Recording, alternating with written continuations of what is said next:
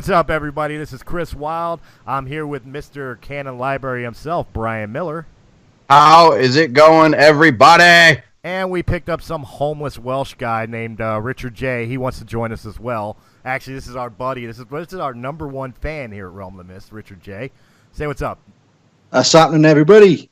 Yeah, fucking twat. There you go. Hey, yeah. Right? That spoiler gif has a voice. It's alive. It's a real person. We didn't just make it up. He was really taking a shit and calling people twats. Okay. Yep. All right, we are here to do the commentary for the DVD, Blu-ray, and 4K and digital release of Star Wars Episode 8, The Last Jedi. You know, everybody's favorite episode of Star Wars. Look, this is going to be an audio commentary because obviously YouTube's a fucking cunt and doesn't like to turn around and let us do anything very special. So, oh, you said a swear. I'll say a couple swears. I don't care. Oh, damn. This isn't going on Radiocast. I can say these things. Radiocast is reruns this week. I'm fine, unless they do the one where we read about the FCC words you can and cannot say. Maybe I should send them that file. You shouldn't. That's not a good idea. All right, so basically this is going to be us sitting here giving our own takes and views of the movie. It is going to be an audio play-along, so we will let you know exactly when we're going to start the film, at what time signature we start the film, so that way you guys can follow along with us, watch your movie at home, and just, you know, set your phone or computer down and listen to our soothing tones. So we have set our videos at 5 seconds, exactly right when the Lucasfilm Limited logo first pops up. And we are going to start from there. Is everybody ready? Yeah. All right, in 5, 4... Wait. Do we start on one or one then start? Oh, Jesus Christ. We're doing Star Wars, not Lethal Weapon, you asshole. I will say go. I will say 5, 4, 3, 2, 1, go. Do we go on go or do we go on go? On okay. Go. Yes. Okay. On, we always go on go. Riggs! Riggs! All right. Willets who Riggs! Sorry. Now we got to do commentary for Lethal Weapon. Lethal Weapon, yeah, all 4 of them. Let's do it. All 4 of them. And not that bullshit TV show. What TV show? No, that ain't happening. All right, let's get the show on the road. I'm ready to watch some Star Wars. All right, 5, 4, 3, 2, 1, go. We are a long time ago in a galaxy far, far away. You know, I'll say this much. I really, really like the fact that this is the first Star Wars movie that makes a "your mom" joke at the beginning of it. I absolutely love it. Yeah, I'm not really sold on that. The only way I can get around it is that Poe said it. At this time in Poe's career, he's a bit of a ponce. He can get away with saying it. But see, I don't know. I'm still confused by the Resistance ranking officials, because Poe gets demoted from commander to captain. Now, I don't know. You know, I'm ex-U.S. military, U.S. Navy. Captains are higher than commanders. Oh.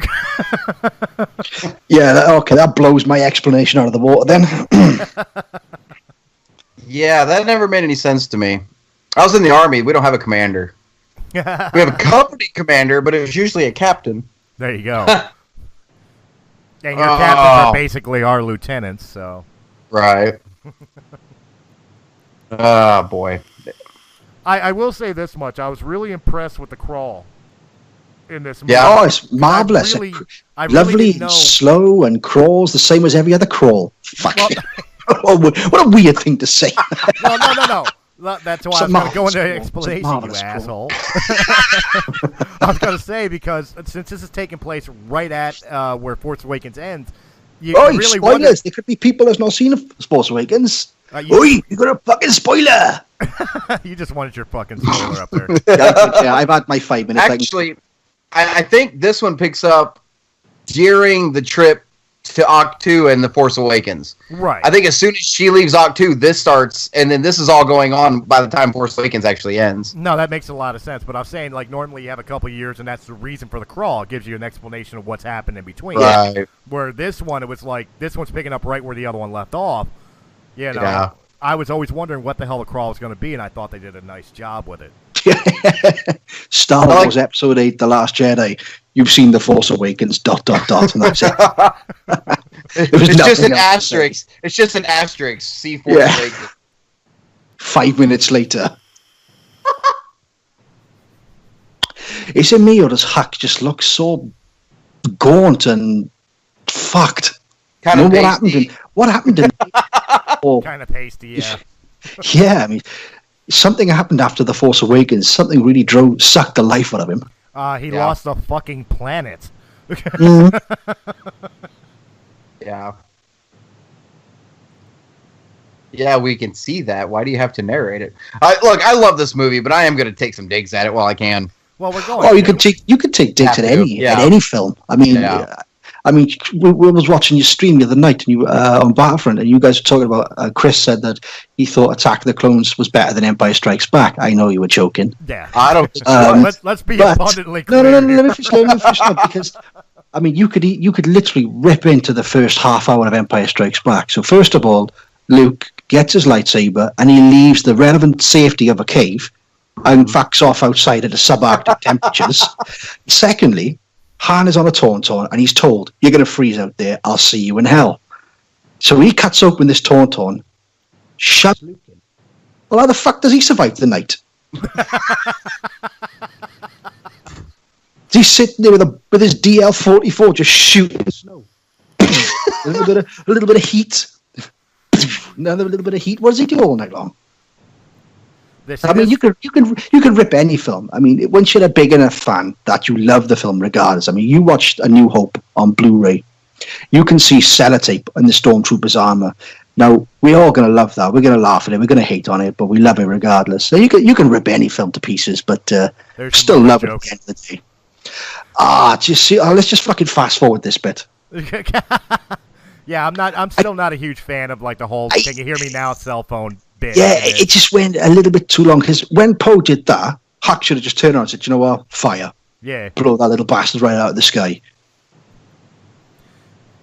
And that's the only part of this film, humor-wise, that I thought, what? No, take it off. No. They're late. I don't want to spoil it for people that are sitting down watching for the first time. Although, if you're watching for the first time, why are you listening to us? But you know, there's a joke later on in Crate that it was a visual joke, but I felt it was completely freaking inappropriate at the time. I'll point it out when we get there. This guy's the perfect. This guy here was born about 10 miles from where I live. He's a Welsh boy. Is he?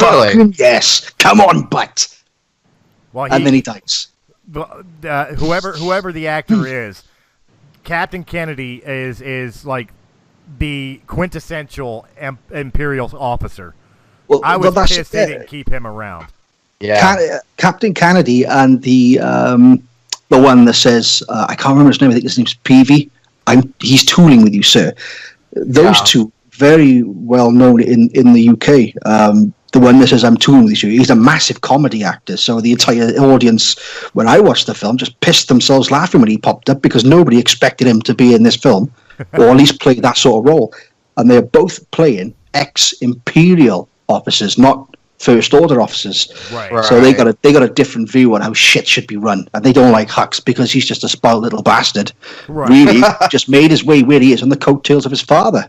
Yeah. Who was an insane little bastard.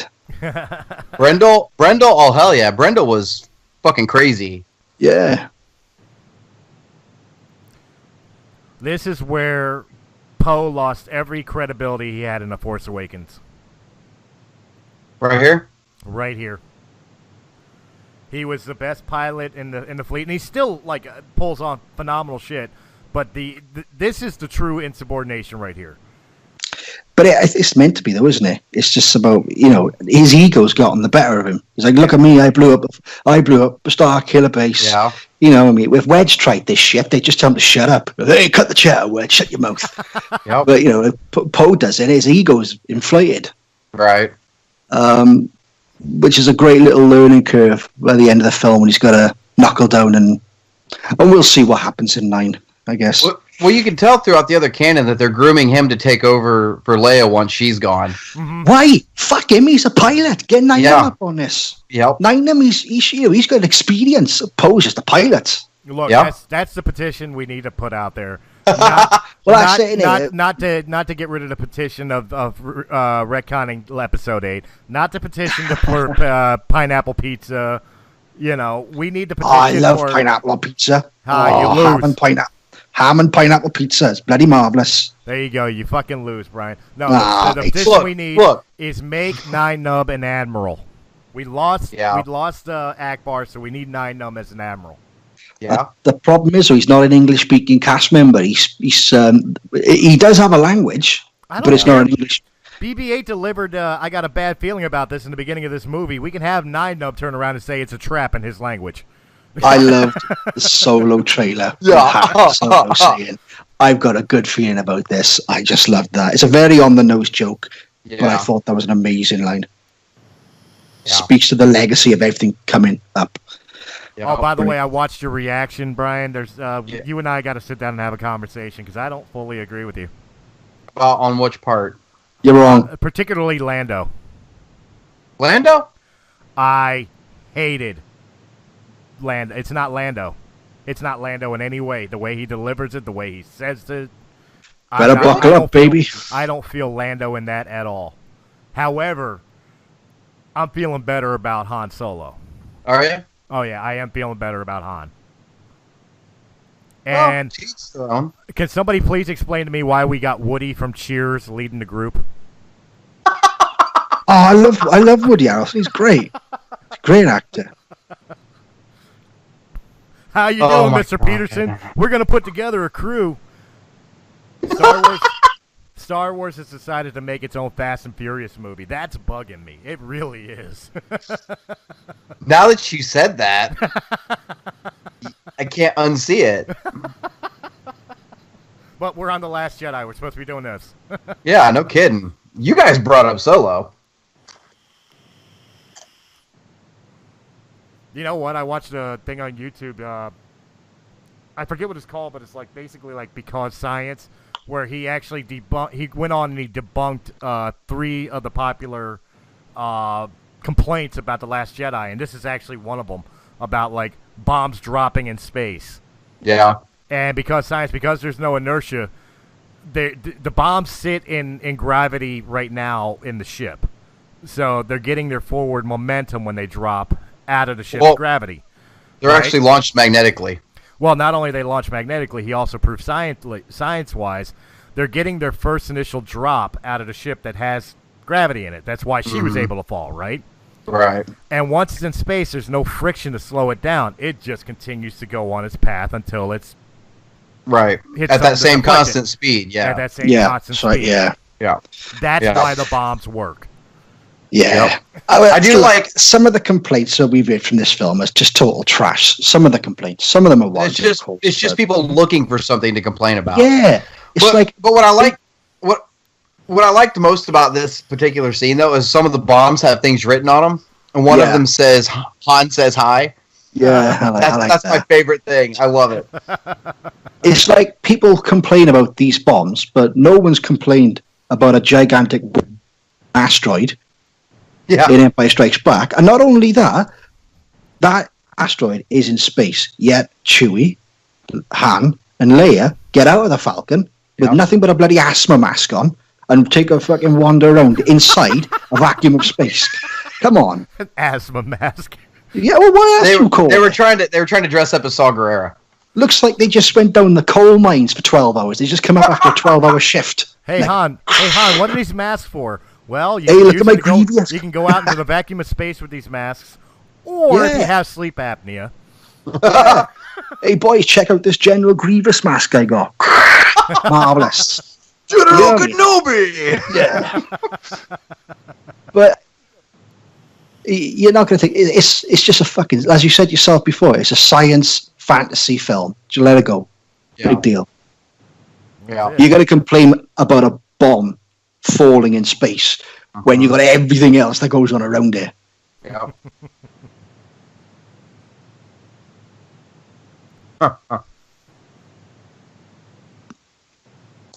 Now, did you see General Peavy or Captain Peavy? I can't remember his name. General Peavy. Did you see him roll his eyes because he can't fucking stand that house? You see, he goes, "Yeah, I'm taking to my quarters." You see him roll his eyes like, "Hey, fucking knob, what's the matter with him?" Well, yeah. In this movie, you definitely Do you get know the impression. You definitely get the impression that Hux is, the little boy playing in Daddy's clothes.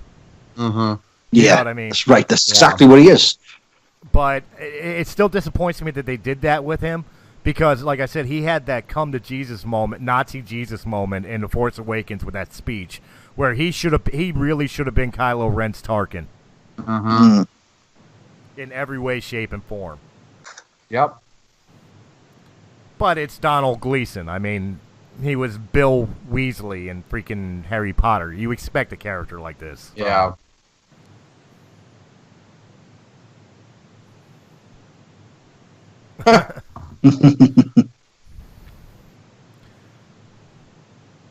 Now, see, this is good humor. This is Star Wars humor. Finn naked, leaking back, but you what's go? And then you see Finn wander around, wrapped in plastic wrap. Star Wars humor. It's just naturally funny. Yeah. And I love the intent. Mm-hmm. Be about. This is Whiz just way. a beautiful place. I can't believe this actually exists on Earth. Oh yeah, right? It's just God. Still not convinced on the throwing over the shoulder. Throw it. No, I don't. Throw I don't it, buy that. but That's his father's lightsaber. No, I can deal with the throwing because he threw his lightsaber after Palpatine said, kill your dad and come on my side. But it's the way Mark throws it. It's like lazily. Well, that's to what I'm me. saying. Like, he to could me, have got. He would have just dropped it at his feet and walked. I think he would have had more impact if he just dropped it at his feet or just tossed it back towards her. Just said no and then just wandered off. Just throw it at her feet. Yeah, just throw it to the ground in her hand's neck. Yeah. Or just throw it back at her. But Like, because get off my lawn. because he did it over his shoulder, it's like yeah, I don't give a fuck. Like, forget the fact that this is my father's lightsaber. You know what I mean? Forget the fact that I lost this 30 freaking years ago on another planet, and you just brought it back to me. Just be glad he didn't grab it with his robotic hand and just crush that motherfucker, like right down the center, and then throw it.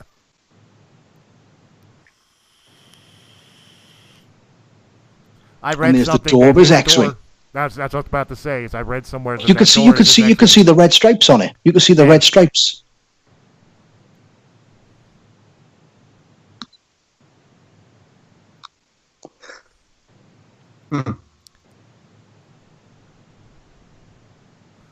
Today is Daisy Ridley's birthday? Is it?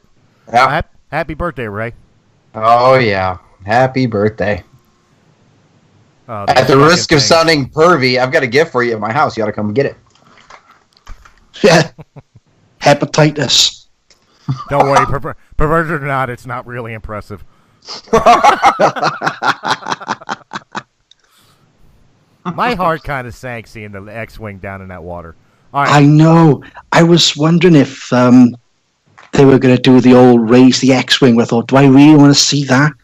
I mean, it's just we've seen Yoda raise the X-wing, and it was quite a prominent moment in the film. Mm-hmm. Come on, Chewie, just kick that door. Yes, I love it.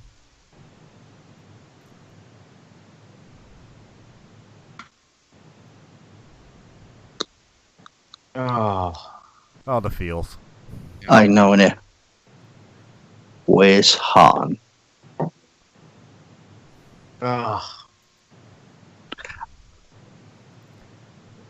This is one of the standout scenes in the entire movie, in the entire saga. The way he talks down to a Skywalker. And even though he's imbalanced, and even though he's messed up, you don't give a fuck. You don't speak to a Skywalker like that and get away with it. Mm-hmm. Yep. But at Snoke's face, you could see that they've digitally implanted saliva between his lips. And when he talks, you can sometimes see, with a close-up, you'll see some spit and saliva come out. And I thought that was a bloody awesome thing to put in. Yeah, oh yeah, absolutely. Well, look, a lot of people complain about Snoke. Sarky little shit, and how's your wound, bud? A lot of people complained about Snoke in this movie, but quite honestly, he looked phenomenal.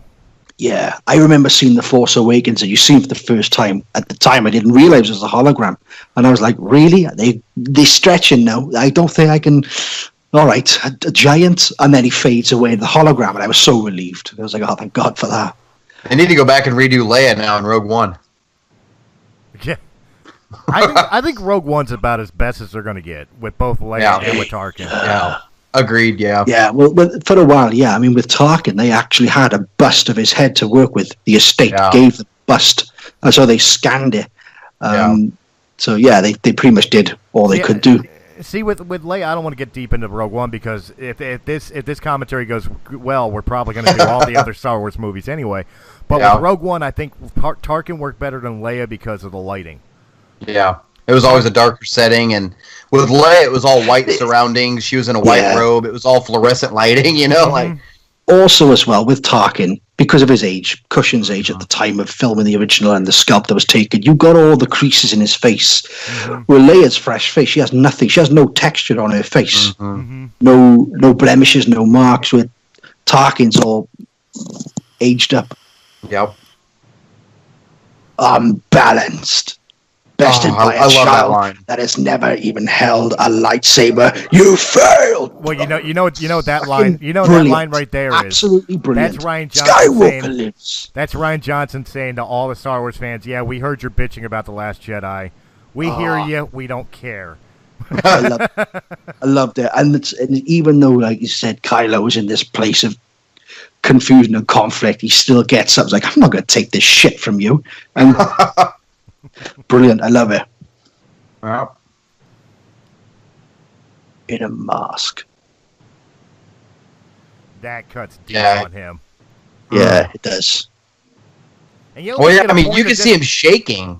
You also, he's raging. You saw how like Snoke presented that, even in the CGI. You almost saw his face fall in disappointment when he said it. You're just a child. In a mask. Like, it was almost like that father thing, like when your father's mad at you, but it's like, I'm not really mad, I'm just disappointed. And that hurts so much more. Sorry, I got to cut you off just because this bit's going to come and go now. It's very much like the original Bespin. Prepare my ship. When Vader and Luke duel, and Luke throws himself off. This is before the alterations they made. When you see Vader walk back through Bespin, an Imperial officer comes up to him, and on the special editions and the Blu-ray, they have a little conversation. Yep. But on the original, Vader just says, "Get my ship." I love that. I love the kind of like, I don't want to talk to you. Piss off. Just get my shuttle.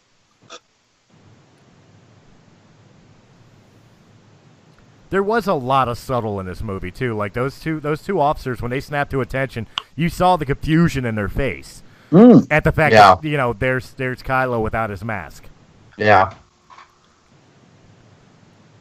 And this is where he spells out the entire plot, and nobody had any idea. Mark Hamill being Mark Hamill. Yeah. Yeah. Just trolling everybody, even when he's playing Luke Skywalker. Mark Hamill's going to troll you. Have you watched any of the deleted scenes yet? Yes. I love this sort of Joker laugh when he goes, "I didn't realize you'd get you so fast." The fuck out of here with that nonsense. Come on, Mark. I think that scene should have been left in, though. That whole entire third lesson was beautiful. See, that Ryan was absolutely devastated to drop that. And I don't agree with the whole pacing of the movie. Nah, man. You wouldn't chuck out all of Yoda's scene from Dagobah because they ruined the pacing of the intensity of what was going on in Bespin. Right. See, they could have cut this scene. Nah, man. I love the milking of the old seats. He's looking at this. Like, you want my life? You want this? Yeah. You want this? Get away from me. Get off my lawn. This scene is just to show how far the mighty have fallen. That's all this scene is for. It's just to show that Luke is willing to go through all of this. He'd rather do all of this than to come back and bring everything back. I love this look he gives Ray right here. Yeah, it's like, oh, he's Just still kind of over the shoulder, dark like look. yeah. That's a Joker look. Yeah. I love this bit that was in the Legends of Luke Skywalker. All this 1 kilometer long pole. Of course, it was blown out of proportion. It's not a kilometer long pole. But I love how factored in, all the legends and the stories that have been blown out. The campfire stories. I love that. My favorite part about that book, though, with Luke was when he showed up in person, and they wrote him more like Mark Hamill than they did Luke Skywalker. Yeah, when he talks about his, they say something about Leia. I can't remember exactly what he said. And he turns and goes, "Oh, this I gotta hear." Or was it Luke they talked about? I can't remember exactly what it was. But and he turns and goes, "Oh, this I gotta hear." Or when they were talking about the entire plot to A New Hope. And they was referencing all the special edition remakes, like, oh, the Death Star blowing up, it's nothing but propaganda. There's all different explosions for it. It doesn't really make much sense. One version with a ring of light, one that didn't have a ring of light. Yeah, they all come flying down on the old Century Turkey.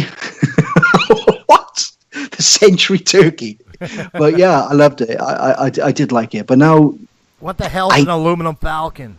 What the hell's an aluminum falcon? Who's they? Yeah, I like Robot Chicken. Love that. I love that. The best clip I think I've ever seen from Robot Chicken. It's only 3 seconds long, and R2 and 3PO are going through the security gates at an airport, and 3PO goes through and goes, beep, he goes, "It was silly me, my keys," and drops his keys in a bowl. That was great. That and Emperor going up the escalator. And that scene right there birthed the Journal of the Jedi. What's that? The Stormtrooper. Yeah, the books. Oh, yeah.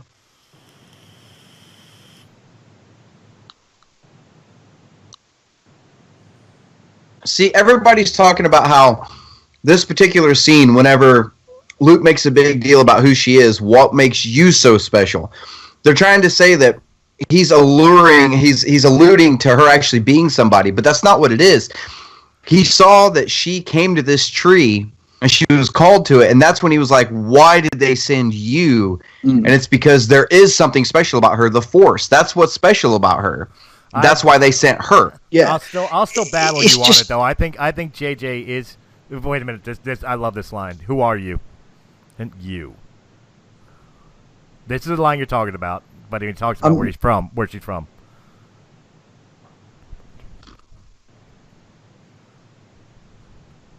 See that line right there? That's like the pot calling the kettle black since he's from Tatooine, which is pretty much, Jakku's pretty much like Tatooine 2.0. Yeah. Yeah. Well, everybody thought it was Tatooine until... Yeah, everybody thought it was Tatooine until Celebration that year. That's exactly. I'm on board with Simon Pegg, man. I think Rian Johnson red herring the shit out of us with Rey's parents being nobody. Now I'm not saying she's going to be a Skywalker or Kenobi, but I think there's gonna. I think at least it's not going to be drunken traders who sold her for drinking money. Well, I've read now. Of course, maybe I can't heroes confirm. of the Resistance or some shit like that. You know what I mean? Like, it doesn't necessarily have to be that she comes from a lineage of Jedi. Yeah, I know. She'll be something more than just, barter for fucking drinking money. Yeah, I know what you mean. I did read somewhere that Rian Johnson has said, look, this is not the be-all and the end-all with her lineage. It's not been fully explained yet. And I think we just got to wait. We just got to wait and find out. So... I don't think it's the end all be all for it.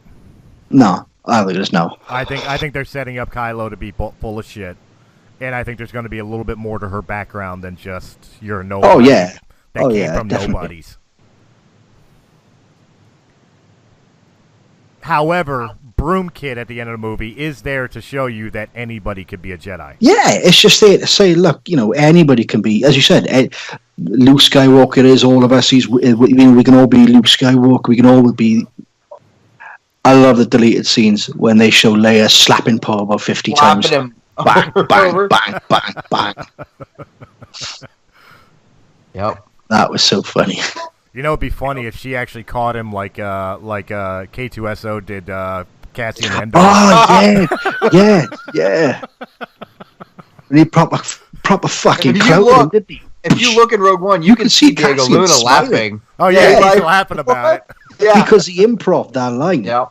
There's a fresh one if your mouth off again. Which is what? What's that? That's oh my god, that's Billy fucking Crystal from Analyze This, that is. From back in the you don't want a fresh one? You don't mock me in front of the family? It's just Billy Crystal. There's a great little improv line. If anybody in this movie looks like the Emperor, it's her. Dude, that nose makes me think she's like the long lost daughter of freaking Triple H. You can land a Star Destroyer on that nose. I like when that Supremacy comes out of hyperspace and you can hear the yawning coming from it from space. It's so ominous, just coming. Oh man.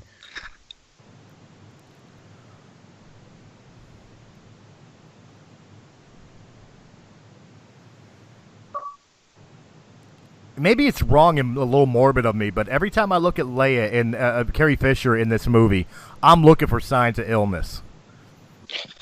Well, it's sleep apnea, wasn't it? That's not really an illness; it's just a condition. Yeah. So it's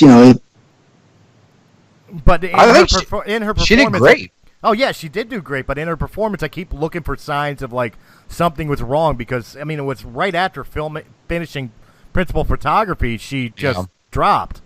And I think we lost Richard J for a minute there. Uh-oh. Don't worry, folks. We'll get him back. He may have to restart his Skype, but we'll get him back. Oh, yeah. There he went. Yeah, there he went, but he'll come back.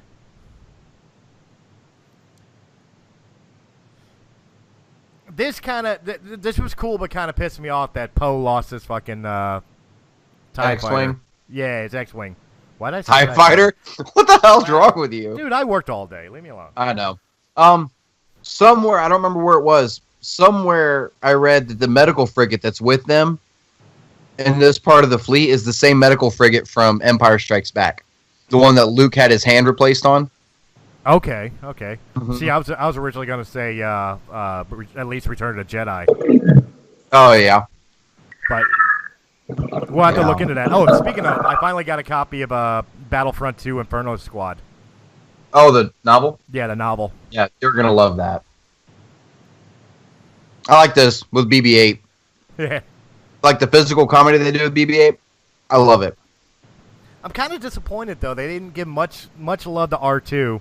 And They really, didn't. BB-8 was kind of like background, too. Yeah, they that's something I'm hoping to see more of in 9 is R2 and 3PO together. The bickering between the two. Because R2 was there all of 2 shots in this movie. Wow, you're loud, Richard J. I'm loud. You're very loud. We hear your movie. Oh, okay, I'll turn that down. Copyright. Demonetizing a video we'll never make any money on. Not quite sure what happened there. Awfully sorry. Well, we still I like have how video this- of you. There we go. It looks like now we're getting the worm chasing the tail. There you are. I like how these the camera was turned off then. I like how these two, how it fades back and forth. It's so classic. It's so Empire. When it goes back and forth between Kylo and Leia, it's perfect. Their eyes line up perfectly when they fade in and out, and if you look, you can see her take a breath before she goes. Which, in reality, would make your lungs explode. They will strike another one. Yep. But why? You know what? I'm gonna make the argument here. Why does everybody bitch about her surviving out in space, but like things like Star-Lord is okay?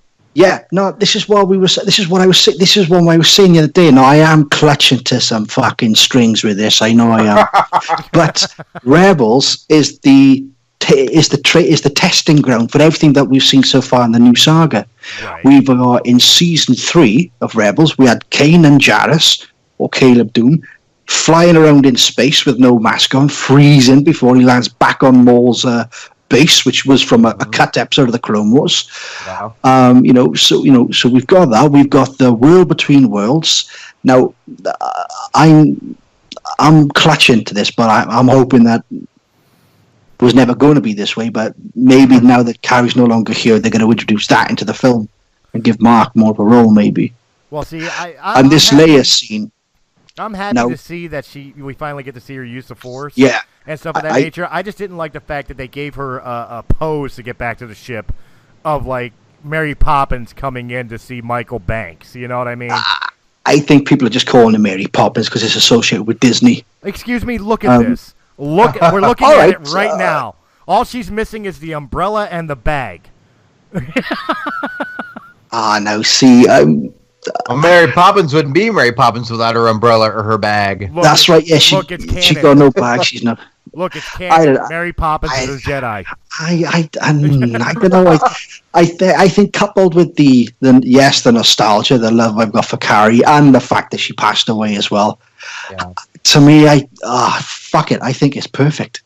Well, see, I'm fine with it. Like I said, I don't mind the fact. I'm fine with If the she's fact still that she alive, survived in I might space. have a different opinion, but Well, I I could even quote things. I could even quote things of like the extended universe, or not the extended universe, Legends, where Luke Skywalker lost life support in his X-wing and put himself into a coma. Yeah. Put himself in a force-induced coma to survive out in space while R2 repairs the ship. Yeah.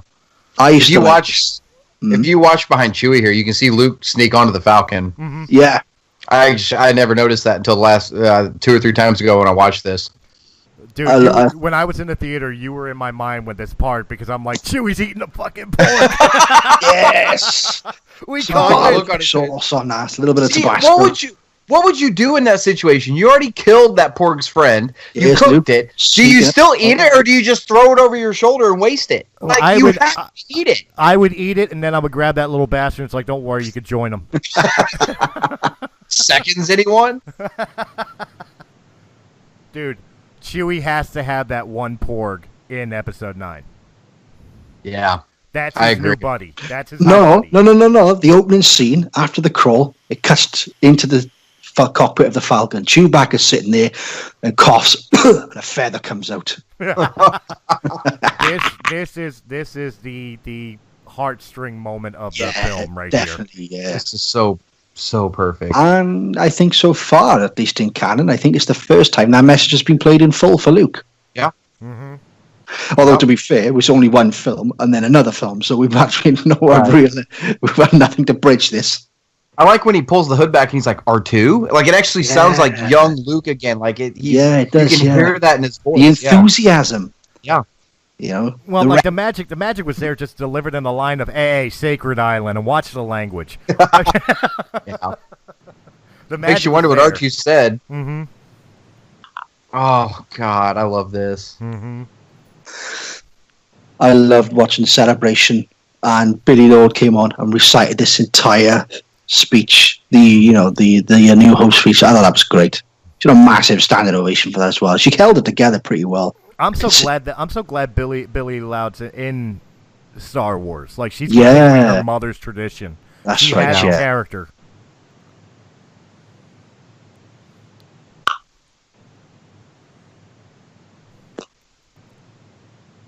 Two lessons. One got cut. The lesson got cut. Hey, you know There's what? We can make the argument though. She's trained just like Luke was. I mean, he wasn't completed either. Oh no! That's true. I was only being sarcastic. I wasn't being serious. Oh, I know. Yeah, I mean, Luke had an absolute crash course as well. Mhm. But there's an amazing line from the novel. I can't for the life of me think where it falls into the novel. I think it's when she goes into. I think it's when she's feeling for the Force and Luke slaps her with the grass. Oh my After God, that little I love moment that they scene. share. After this little moment that they share, and Luke walks back into the cave, he makes this amazing line, and I can't remember exactly how it said. He said, "I'm not sure what's the apprentice that wants to kill me or the apprentice that wants to be me." Oh, it was fucking- after the second. It was after the second lesson. Was it when they were sitting around the dial? Because it led Just before right the into third the lesson next. starts off. Yep. Yep. All right. So yeah. So they were. I don't know what's more dangerous: the pupil who wants to destroy me, or the pupil who wants to become me. That's what it was. Mhm. Absolutely Loved it. amazing line. There was a lot of great lines in this movie. There really, really was. A lot of good moments. Yeah. Just moments in general.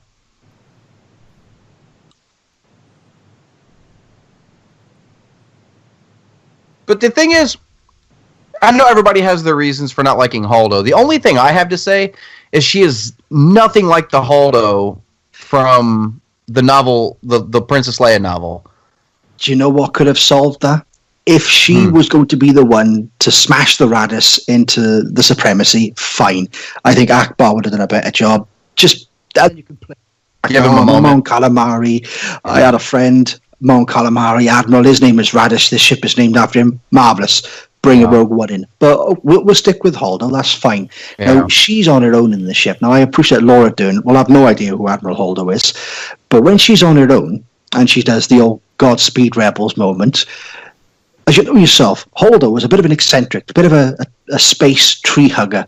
Just have her just frolicking and dancing away, like just have this, like just have her messing around, like just doing something a little eccentric, just to make that connection to who she used to be. Yeah, right. She's supposed to be like Luna Lovegood, basically from Harry Potter. I mean, it's just a 5 second, 6 second, just piss arsing around dancing or something, just gaily, just frolicking and all that nonsense. Well, here, then people who've never read the books would be like, "What the fuck is she doing?" Like, yeah. But those who haven't read the books are just going to go, "Oh, we okay." get it. But those who had invested and spent the time reading the books will go, "That's." Well, let me piss off every single non-military personnel that bitched about. Well, why couldn't she just tell Poe the plan? Guess what? Admirals don't answer to captains. That's right. The only people who should I will say she could have not been as much of a bitch about it to him. But at the same indifference, she's not required to tell anybody anything. Yeah. I think all those who have a duty to be on the bridge should have known the plan. Yeah. They're on the bridge for a reason. Now, I know Billy Lord was on the bridge when the mutiny occurred. Yeah. When she's on the bridge because the Admiral goes, "Well, what's that noise?" "Oh, it's just passing debris," and it's the ship going into the Supremacy. I'm not sure if she knew the plan, but those on the bridge should have definitely been made informed. Here we go, Rose. Yes, the character that's actually worse than Jar Jar Binks. No. Some innocence in these films. I mean, Luke was the this is the word. This is a thought. I had this thought the other day, and I never actually mentioned it to anybody. Now, Mark Hamill had this. Mark Hamill had the same innocence in the original film, in A New Hope. Yep. However, he was given the opportunity in Empire Strikes Back to shed that innocence, and in Return of the Jedi, when he became like proper Zen focused. People give Jake Lloyd a lot of shit because all they know him for is "that's so wizard," try spinning, that's a good trick. He never had the opportunity. Now this is pod racing. He never had an angel to shed that innocence, because the next two films was a different actor. Now, yes, she's got this innocence here. Hopefully in episode 9 she loses that innocence, which will be a crime because you don't want to see innocence die. But if I have to hear her say "dummy" one more time, reading the novel, I'd be like, "Listen, dummy, right, I'll just tip X every word dummy out. She said it 3 or 4 times, that's enough. I don't need to be told, yes, she's innocent, I get it. Let's murder that innocence now into episode 9. Let's lose what she kept sacred. Kill it. Let the past die. You let him go. Kill it." And she becomes a casualty in a sense because the innocence within her is dead. Mm-hmm. Which hopefully in 9 she will shed that innocence, which will be more tragic in the long run. But I don't think I could stick another movie with her calling Finn a dummy. But you know what? Her innocence should have been dead right here because her sister died. Yeah. That's the loss of innocence right there. That's the reality of war right there. It's true enough. It's true enough comment. Yeah. Grief. She's in the 7 stages of grief. Mm-hmm.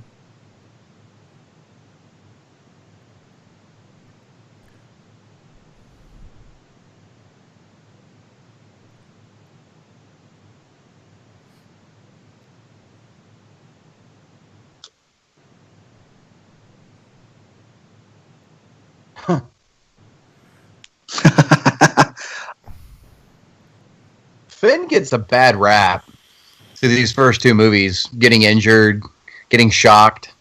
See, I don't like what they did with Finn in the first part of this movie here, because he already played the coward part with running away from the First Order. until he turned around and went with Han, and Han kind of gave him the balls, along with wanting to save Rey. Yeah. Gave him the balls to be a hero, and now all of a sudden he's being a coward again. He's not being a coward. He doesn't give two shits about the Resistance. Rey, that's it. At the end of the film, he cares about the Resistance. But right now, because remember, he was knocked into that coma, so he hasn't had any sort of time to kind of process his thoughts. He don't give two shits about the Resistance. He cares about Rey. At this moment in time, all his concern is, I want to find my friend. Yep. Oh, that's fair enough. I mean, if this film was set, say, like a year later, then I'd have the same thoughts. Well, what's the matter? Like, have you learned nothing within a 12-month span? This should have been Lando. Yes. No. Why was it Maz? And it was Finn that called Maz. Now, how would all right, let's forego the fact that he knew how to contact her, but why would he contact her? She creeped him the fuck out. It should have been Poe saying, "Hang on, I know a guy," and dials up all the. Oh, what have we here? Or not even Poe. Not even Poe. Who should have done it? 3PO. Yeah, could have done. Because the one thing I know they're trying to push BB-8. Well, they don't have to try and push. The fans love BB-8. Everyone loves BB-8. Yeah. But Anthony Daniels is not going to be around forever. His character has a voice. Use it.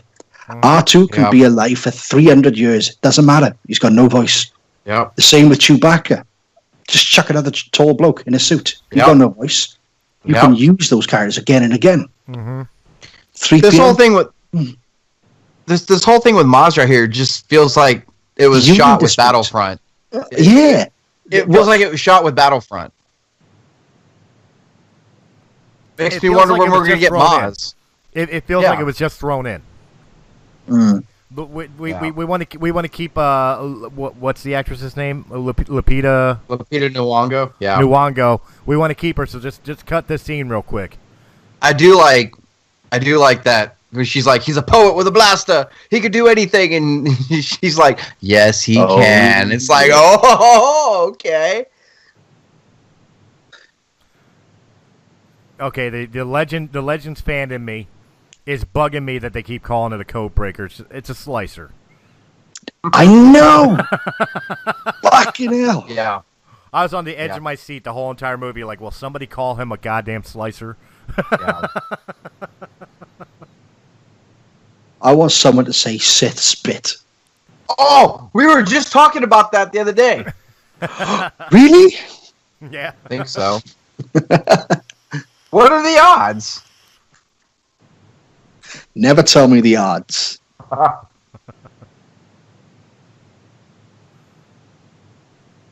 don't get why she lied to Luke in this part. Maybe out of fear, I guess. She has no idea. It's not as if Luke's trusting, and opening up a friendship to her. Well, see, if she had told him from the get-go, and the novelization, he was ready to go find her and go back with her. Yes. Like, he was ready to go, and then he found out they were talking and was like, nope, leave, get out of here. Yeah. Had she told him from the get-go, he would have come back. That's it, yeah, that's why he's on his way to the hut. When he goes, stop, when the hut blows up. Yep. Have you watched The Director and the Jedi? That scene. Yes. Chris, have you seen The Director and the Jedi? No, I haven't watched that part yet. Oh, so good. Yeah. I'm sorry, I run a fucking company. I can't devote my time to just Star Wars. When you see how they made that shot with the structure just explodes, it is fucking phenomenal. Oh, yeah, that was practical, really? Yeah, it was. Yeah. They had all these little pink stickers, I guess, to indicate where all the wires were on the outside of the hut. Okay. Mark walks, and you see in slow motion, and I think they replayed it a few times. Yeah. Every single brick just explode outwards. Everything had a cable hook to it. Yeah. It was phenomenal. Yeah. Mark getting all choked up, meeting Yoda again for the first time on stage. That part kind of confused me a second there. Because, Kylo turns around and says, Luke. But right beforehand, he says, I only see you. I can't see where you are. Can you see me? Could he hear him, though? But yeah, it sounds like it was like a muffled voice, isn't it? It's like, I think it's more of a case as he asking if Luke is there, or not necessarily saying, "Oh yeah." Kind of like if my dog barked in the other room right now, and you guys kind of heard the background noise, Right. of what was going on. Oh, and did you know that everywhere they put a Porgian randomly in the background was actually a puffin on the island? Mm-hmm. They had puffin. They had a puffin problem. Yeah, that's why there was porgs, because they said, well, we can't do anything about it. Yep. Earlier when I got cut off, I don't know how far I got to before my connection just kind of went, but do you know what? It's just gone completely out of my mind. Forget it. He'll come back to it while he's having a shite. Shite.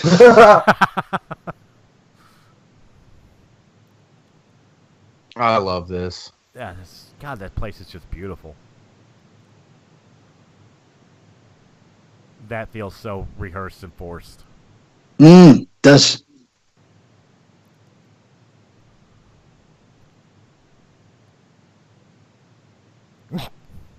Yeah, no. Come on, Ray, get serious.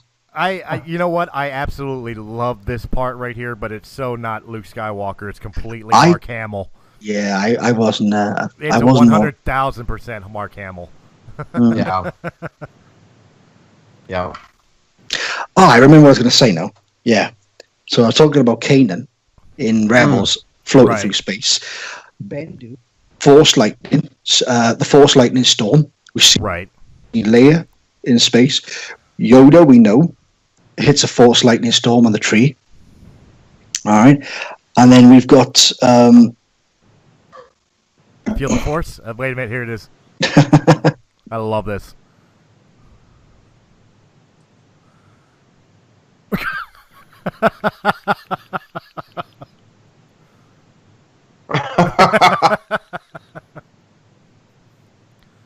Absolutely love that part. It's so not Luke Skywalker, but it's so phenomenal.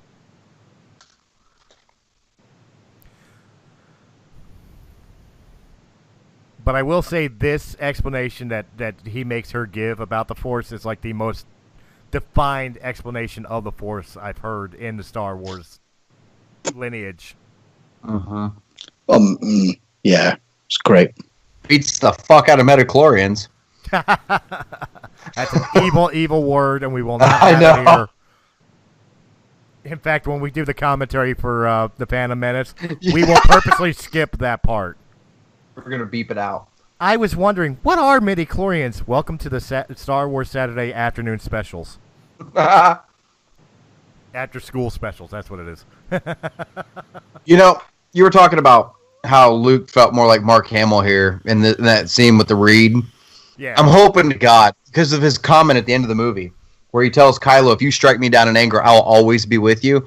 I'm hoping beyond hope in Episode 9, Kylo is trying to be a badass, and the whole time Luke's Force Ghost is in the background going, well, you screwed that up, didn't you? Oh, can't do it. Just giving him crap. Just coming up to him with the reed.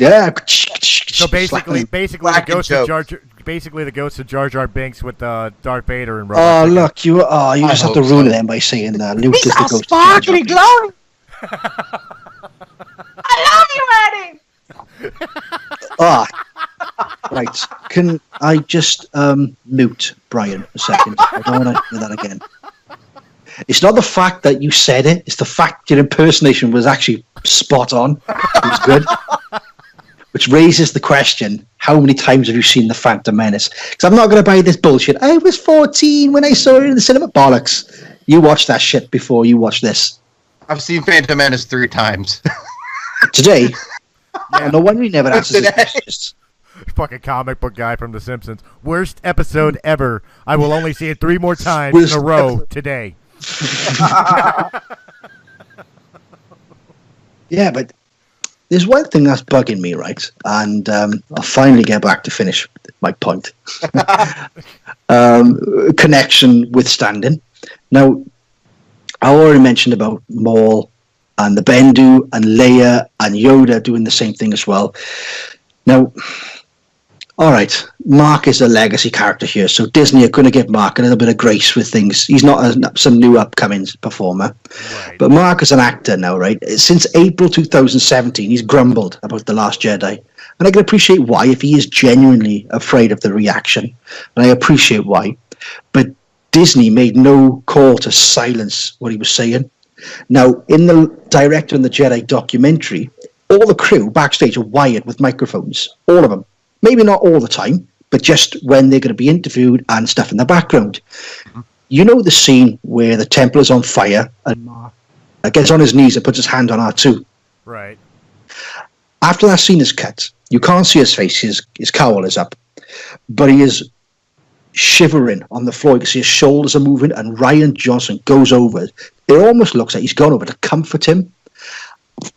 Now, and then they talk with Mark Hamill on set, and Mark's there just berating the movie. Now, A, as an actor, is Mark really that unprofessional? B, why would Disney promote that in their own DVD or Blu-ray? Right. I think look, we're in an age now where you can't keep secrets online. In fact, they even tried boarding up the Millennium Falcon, but you can still see it on Google Earth because they didn't put a board on top of it. Mm-hmm. I reckon we're being slipped something. I reckon that Luke's not dead. I reckon we're being literally taken on this massive journey to think that I'm clutching. I told you, I'm clutching to straws. There's an ounce of you that is holding on to this fact that maybe all this, like the death at the end and the whole fact that Disney haven't done any effort, just ask him, look, try to not be negative about the film because you're making people worry, 8 months before the film is coming out. I reckon it's all a ploy. I reckon. What do you think? Like Luke was a clone? No. I reckon, well, at the end, we see him 2 sons. Now, Act 2 only has 1 son. In the novel, it's like he kind of dreamed about back in Tatooine and he's married his old friend. You know, the very beginning of the Last Jedi novel. Yeah. Whether or not he's on Tatooine now, or whether or not he's gone to this world between worlds, I don't know. But there's this tiny part of me that's clutching to the fact that based off of what we've seen so far in Rebels, which then transports to the movies, and the fact that I just can't imagine that even if, Mark being, I don't want to say unprofessional because I don't want to sound like I'm bashing the guy because I love the fella, but he's made it very clear since April 2017 what his feelings are in this movie, and Disney have made no effort to say, Mark, shut up. Yeah. Shut up right now because you're going to spoil this. You're going to dent this movie. They've not appeared to make any sort of censorship on Mark, and it's even in their documentary. They're behind the scenes. Slate, he's like, I was terrified. He was saying what he's always said, but he's not promoting the movie. He's not selling. Yeah, this is great. You see how my arc ends and how fragile I've become, how disillusioned. He's none of that. It's always the same. I was terrified. Welcome to the sequence of the movie that we could have done without. Yeah. Now, completely. See, why didn't they have? I love the Indiana Jones reference where it's the casino with the guy with the white suit and the red flower. But why didn't DJ just be the guy with the red flower? And then when they leave, they get pulled to one side because DJ's just nicked a ship to get onto the planet, and he's nicked another one to get off. Mm-hmm. I think the whole prison thing. All right, bump into a kid. I love the scene at the end of the film with a kid, boom kid at the end of the film. I love that. We could have done with that. You could have had that scene without having Rose give him the ring. Right. I do love this, though. Mark Hamill voicing this little creature. Yeah. As he's trying. I'm just envisioning Mark with a microphone in front of him. Yeah, he's probably just put the microphone to his neck and gone, yeah. But have you guys seen the Forces for Destiny episode with Luke and Yoda on Dagobah? Uh-huh. Now, yes.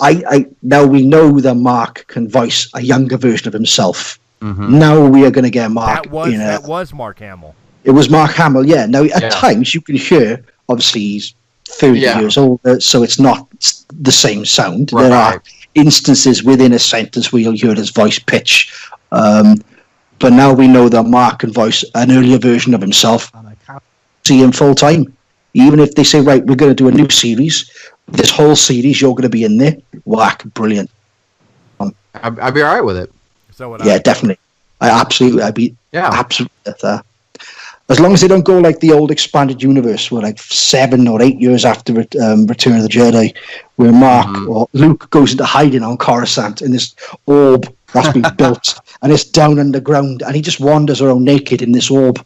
He hasn't washed, hasn't had a shave for the best part of a year. Do you remember? I can't remember what novel that's in, but he believed that when you got to a certain age, you go into, you become a hermit, and that's what he thought that's what you got to do. So he lived in this orb with no electricity, no nothing. It was just dark because he used the Force to sustain himself. Got to a point where he had no clothes on, didn't wash, didn't eat, didn't shave, didn't groom. He looked, it's a bad story.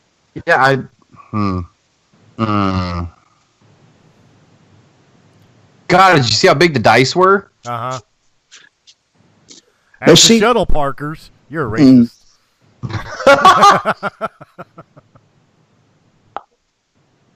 I don't like this line. I don't like that. Not now, lovey. Well, especially because he supposedly, you would assume, like, Maz has contacted him and said, look, people are coming to see you. Because obviously the girl knew. It's like, what was that? Yeah. Isn't that, because she says, isn't that? Like, isn't that the people you're supposed to be meeting?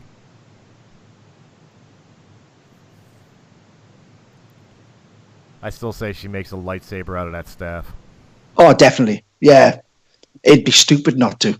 Well, maybe not out of the staff, but it definitely is a staff with a double-bladed lightsaber. At least parts of the staff. Well, parts of the staff look like it was made out of lightsabers. Yeah. Yeah. But yeah, I definitely believe that in 9, she's going to come back with a double-ended or a staff lightsaber. It would literally be stupid not to. She's trained her entire life with the staff. Made out of the remaining crystals of Anakin's lightsaber. Oh, of Anakin's lightsaber, yeah, absolutely.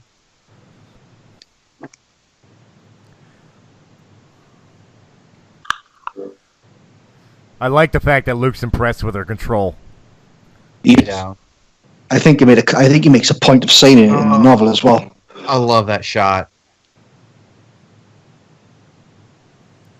Until she loses concentration. Goes right through the rock. Now this I love. This is classic, like, Return of the Jedi humor. I love it. This is Star Wars. It's like something out of Dark Crystal as well. They just look like, what's going on? Yeah, I love that. Plug a bit of Dark Crystal for our buddy Mike Quinn. Admiral Nine Nub, that's all I'm saying. I love this. Let's tie in the prequels. Fuck you people who hate it. I know. Yeah. He even names him Darth Sidious. What's crazy about this though is everything Luke says is true. Yeah. Luke has a point. You can't sit there and be like, no, you're wrong. No, he has a point. He has a point, but it is kind of from a certain point of view. Yeah. No. I disagree about a certain point of view because some Kevin Smith, you all know Kevin Smith, yeah? Yeah, of course. He was talking to Dave Filoni, and he was saying to Dave Filoni how much he couldn't stand the prequels. And he said there's no heroes to follow. In the originals, you had Luke, you had Han, you had Leia, you had Chewbacca. And Filoni had said to him, that's the point. There are no heroes. Watch the movie through the prism that everybody is failing. Everything is failing. There's no heroes. Nothing is going right. That's why everything is hopeless, because your hope comes in A New Hope. And that kind of helped switch my opinion on the prequels. You know, I mean, well, I started to watch the Clone Wars, and I couldn't stand the first episode. I hated it, and I never watched it again. But I started to really get into it. When I saw Ahsoka come up in Rebels, I was like, okay, I've got to sit and watch Clone Wars. And I got to season 2, finally. And from season 2 onwards, I had an absolute blast. And we got to the Mortis arc, and I was like, George has nailed the Mortis. Season 1 of Clone Wars was hard to deal with. It was hard to deal with. However, that was a great series, and that really did not only fix a lot of problems with the prequels in general, but particularly Attack of the Clones. Really, Rebels was an apology for Attack of the Clones. Let's call it what it is. Yeah. Or Clone Wars, not Rebels. Excuse me, Clone Wars. This scene right here, you know the one that was Mark with his hand on R2 looking at the burning temple. When you watch the behind the scenes, as that scene cuts, there's no reason for Mark to stay on the floor. He says, cut, and he doubles over crying. I don't know if he's crying or if he's acting. You could even be laughing, as far as I know. It is Mark Hamill. Yeah. But his shoulders are going as well, and it looks like he's retching, like he's proper going for it. And that was tough to see. It was tough because my imagination ran with it. I wasn't able to determine if he was just taking the piss or just finishing up the acting. It looked like he was absolutely broken. And the look in his eye right there, whenever she tells him Kylo failed you, that look in his eye, you can tell, I mean, right there where he's getting, God, you can just see the pain. Well, let's remember who Mark Hamill is. This is the same guy that after the finishing filming of Return of the Jedi was like, well, wait, what about the rest of the adventures Luke can go on? Mm-hmm. Mark loved his character. Unlike Harrison Ford, who was like, well, Han Solo is something I played, but I've done other things. To Mark, the greatest thing he's ever done is I'm Luke Skywalker. Yeah. And he's done some great shit, but, I'm Luke Skywalker. So you got to imagine to him, it's like, it's got to be as much of a Star Wars fan he himself is. It had to be kind of a letdown to say, wait, my character turned into this? Yeah. Yeah. Now, I don't like how Luke ended up. Nobody likes how Luke ended up, especially when we love the character so much. But I like how it made you experience the emotions, which is why you pay your money to see the film instead of bootlegging it for however many months. But it made for great storytelling. There's no denying that. People, as you said, we came out of the cinema just numb. We had no emotion coming out of the cinema. We were emotionally spent by the time we'd finished. So fine. All right. That's how he ends up. Although I am clutching at straws and hoping that he'll come back in 9. But now that I've seen how he ended up, they best follow this up with some fucking amazing books on Luke. God. Yeah. Because I don't want Luke's finest moment to be at the hands of getting saved by his father, which, okay, it is a fine moment because he's proven right the entire time. But then, is that going to be the pinnacle of where he's at? No, I want to see him raise before the fall. Well, look, we know by the time he disappears for The Force Awakens, it's 5 years prior is when Kylo destroyed his temple. That's right. You still have 25 years from Return of the Jedi to that point. There's got to be something he's done. I mean, I want a novel of what happened there. Yeah, I would love a novel of leading up to when Ben turns. Yeah, we'll get all of that though when we after episode 9.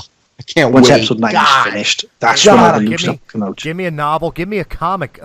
Give me a comic series of Luke taking Ben as his personal Padawan. Give me an Anakin and Obi-Wan comic run with Luke and Ben. That'd be cool. Do you know what? What I'm looking forward to seeing. Hopefully, we'll get to see it. After watching the Brian's playthrough of Battlefront, I'm watching Luke leave with the compass.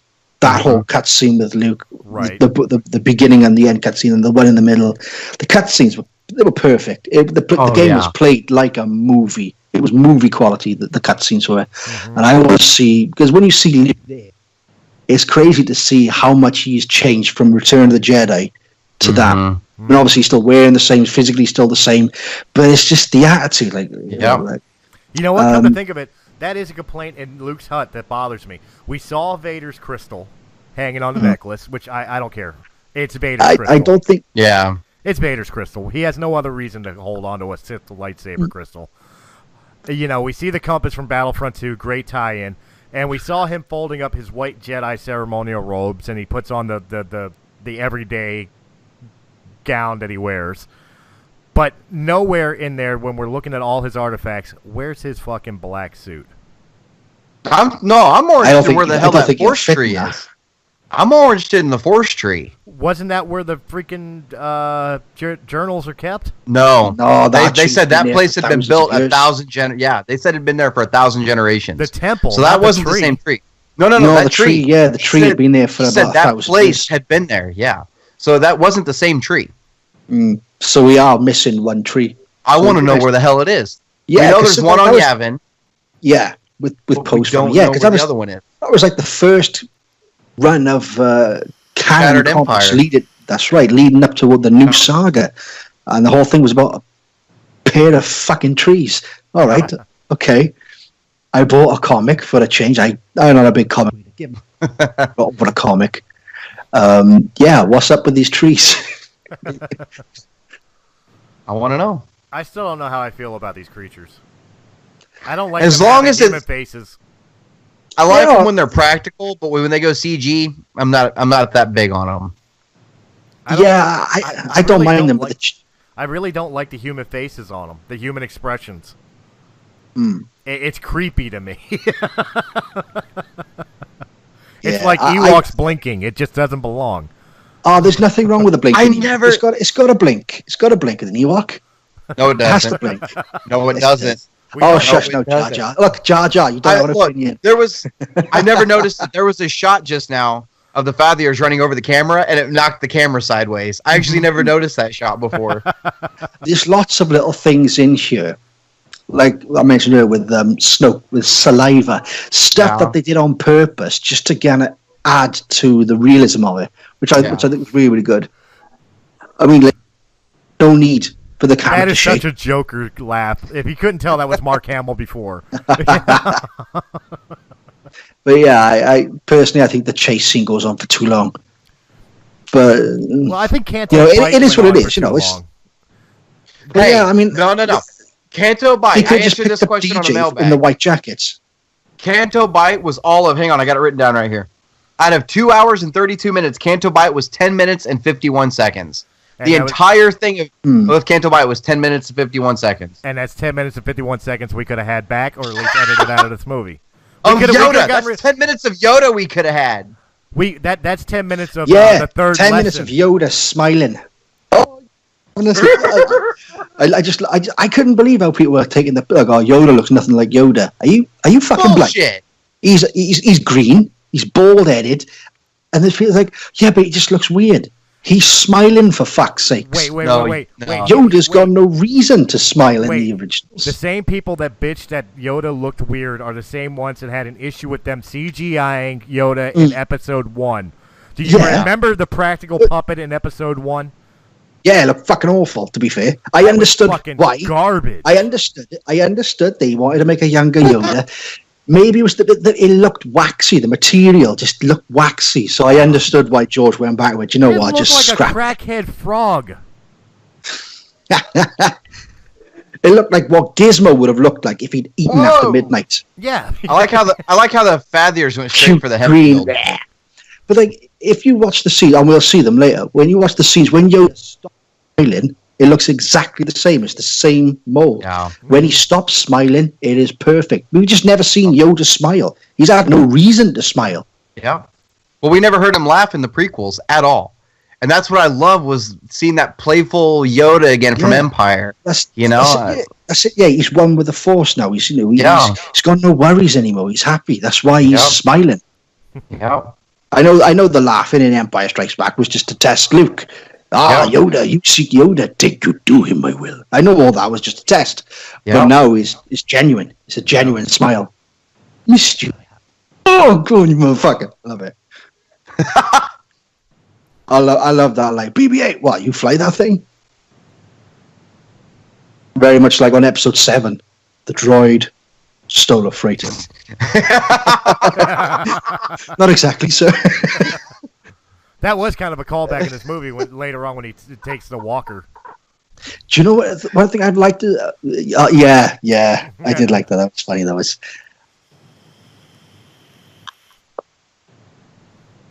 This is the moment where Luke reopens himself up to the Force. Yeah. And it's also, I think, the moment in the novel where he decides, that's it, I'm coming back, because he touches Leia. Yeah. And then, of course, it leads into him then actually going to see Red. I'm sorry, forgive me. What's going on in this hut? It's like when a father walks in and catches his daughter in her bedroom with a boy. What are you guys doing? Or a boy in the bedroom with Daddy, a bottle of we're not lotion doing and a anything. Playboy. Yeah, rubbish. We weren't touching each other. We were just touching each other with the Force. I know. It's like, rubbish. He's he's only here for one thing. Welcome. You were here in the first place. Well, I like in the deleted scenes too, for when Rey and Luke have their confrontation after that. How there's even a line, they cut it from the film, but there was a line where he says, "You're going to turn to the dark side for a pair of pretty eyes," or something like that. And it was, if you watch that Director and the Jedi, you can hear that in the background when they're kind of filming that scene. Swallow Ren.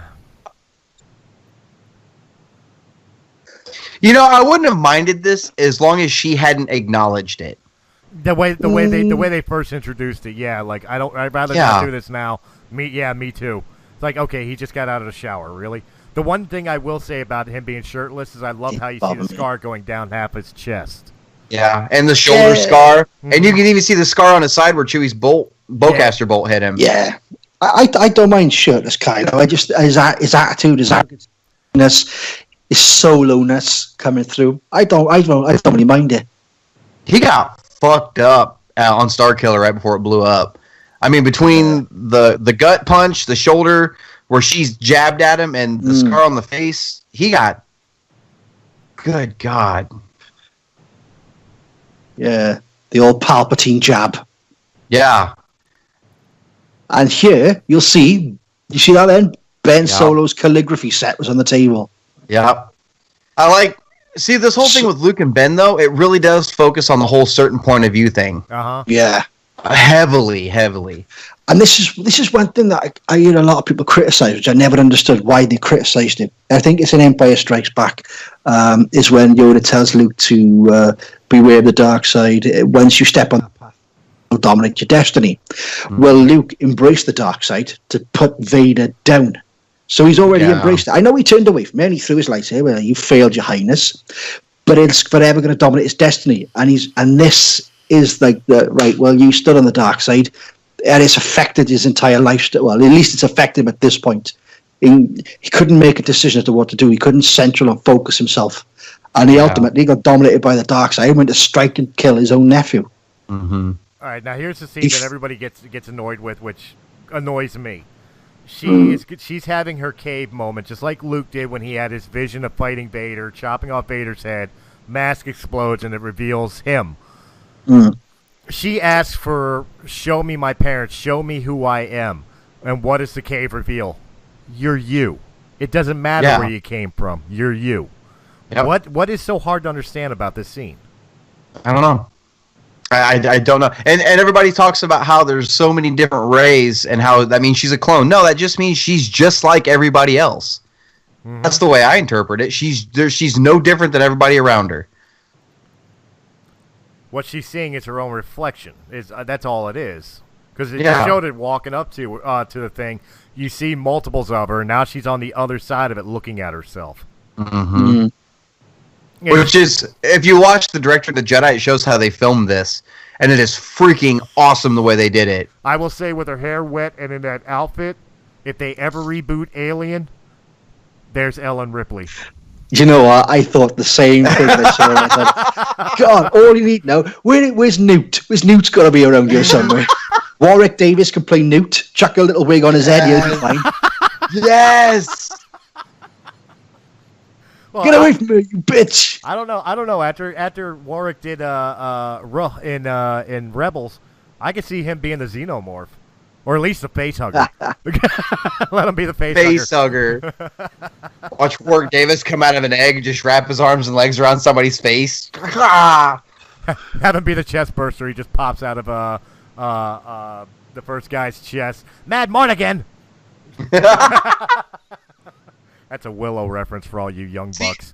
Everybody's trying to say too, when you see the silhouettes come together right here, they're trying to say it looks like Han and Leia. I don't see it. Come on, that's a small person. That's all I see.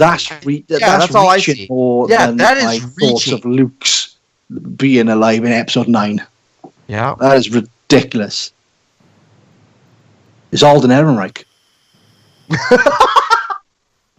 Does kind of have the little. Is the hair in the back yet? What's the odds? We've got Gareth Edwards and Rian Johnson cameo in each other's films. That's Alden Ehrenreich.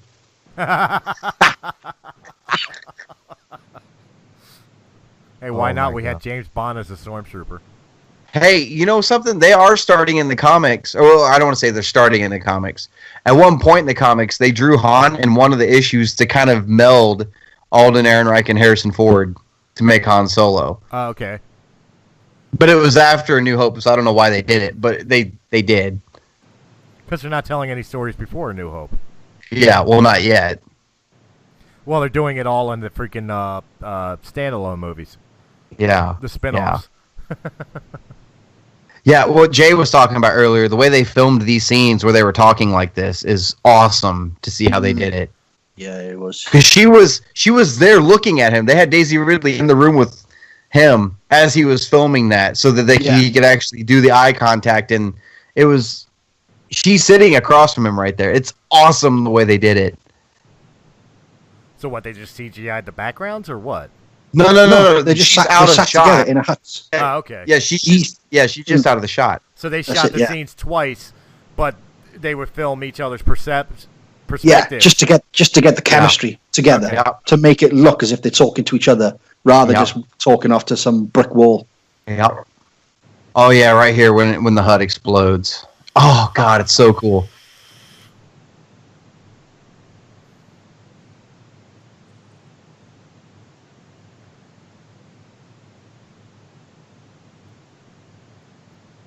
God, that's awesome. Mm. I love that fan edit where someone's pasted a lightsaber blade over Luke's stick. I saw that. That was That awesome. was great.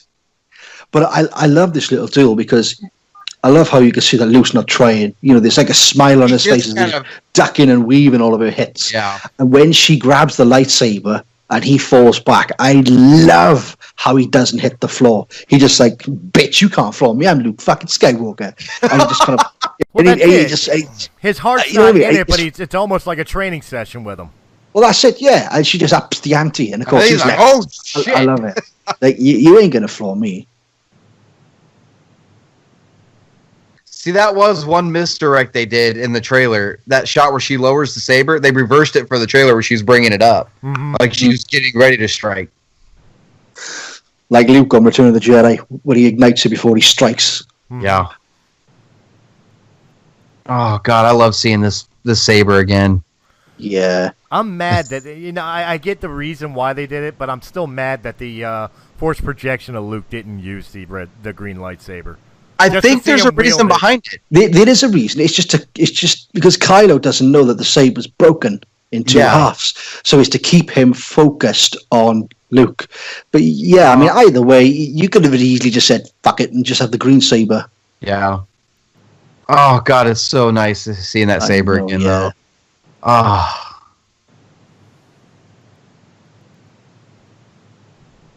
Ah. I love it. It pains me to see it, but I absolutely love it. You see a hero fall completely from grace. Well, he's human. I mean, well, of course, yeah, but he feels like he's failed as a Jedi, but he has failed as an uncle. He's fucking failed as an uncle. Well, that's it. And- He failed and as an that, uncle, like- he failed as a mentor, Yeah. and he's carrying the weight of every evil that Kylo Ren has done.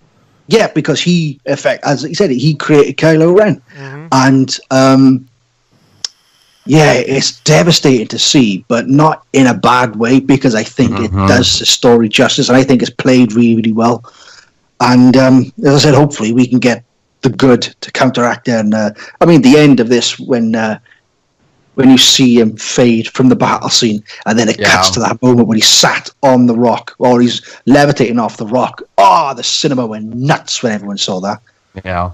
See, I think that was the perfect end for Luke, especially for the story arc they gave him. He went out the legend and the hero he was supposed to be, and he did it like a true Jedi without one offensive move.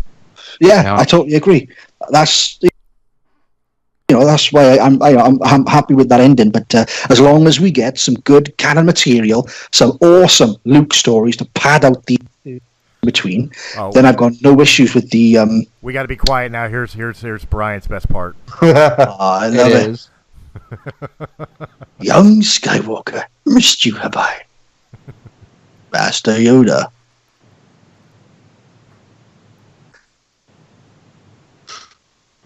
Look at him smiling. Oh, bless him. Oh, I love him. I'm gonna take my glasses off. They're starting to steam up a bit in here. Damn onions. Oh, I know. Who's chopping onions at 3 o'clock in the bastard morning? Oh. Oh, shit. I love it. It didn't even occur to me what Yoda was saying until the very end when Finn opened the drawer on the Falcon. Yeah, those books are gone reckless. You still can't see what's in front of your nose. Yeah. See, that's the Bendu. Force Storm. We were there.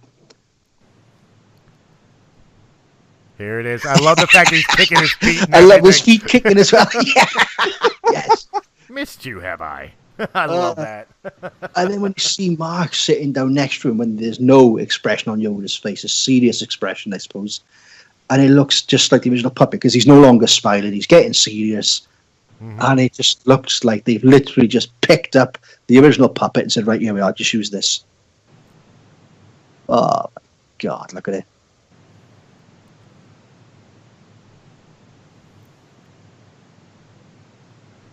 Of old books. Not quite sure of the page turners they were not. Keep it serious. That should have been a serious moment, but I'll let it go. But it was a Yoda moment. It really was. Yeah, fair enough. I mean, all right. I'm just glad to see Yoda back. Obviously, in the original trilogy, we got a lot more of him to get the serious teaching him, you know, and all of his serious dialogue. But it would have been nice to page turners they were not. Oh God. Well, people that want to nitpick about things not looking perfect, the fact that they even went to the detail of giving Ghost Yoda his pan flute. I think it. Well, it's a mold of. It's the original mold. It is fucking perfect. I mean, the only difference between this Yoda puppet and the original is that the puppet is more ethereal. It's more advanced, you know. Yeah. The mechanics on the inside. You can move this face, whereas the original, you just move the mouth. Right. You know, it's so advanced, the technology now. I mean, we've seen the behind the scenes in The Force Awakens, where Mike Quinn tips his helmet upside down. You can see all the animatronics inside his helmet.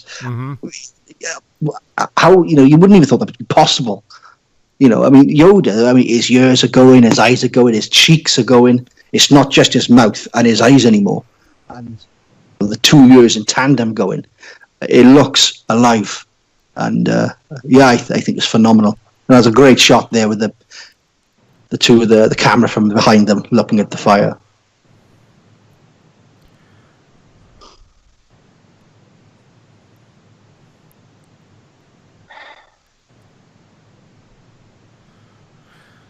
I'm really glad they took his stutter out in the novel.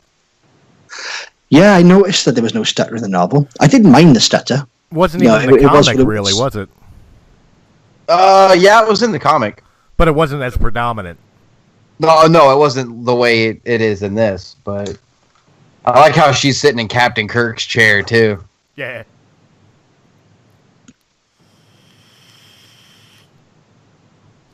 Well, look, I give a lot of shit to the character of DJ, but I think part of the reason I have an issue with DJ is with a actor quality of like Benicio del Toro there.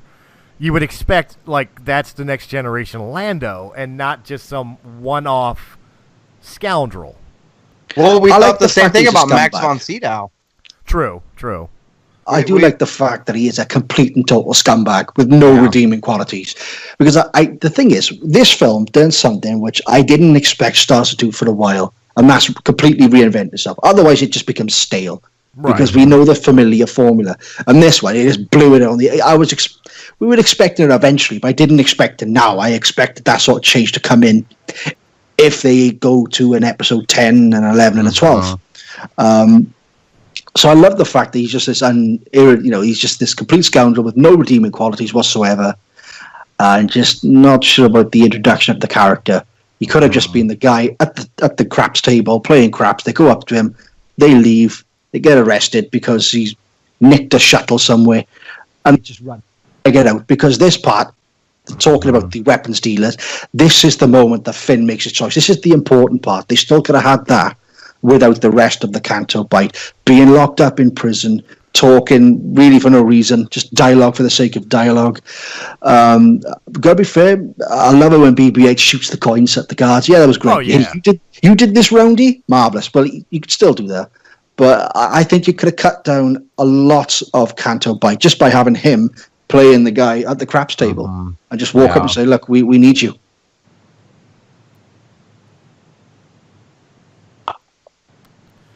Now let's make a scene. This is really where Poe fucks up. Let's Yeah. call it what it is. Yeah, that's right, yeah.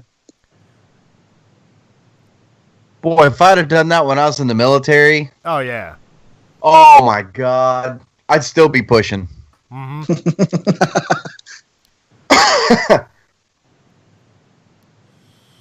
I love it. I love how with the films now, not that they didn't have it before, but I love how they've really tried to show the imperfections of every character.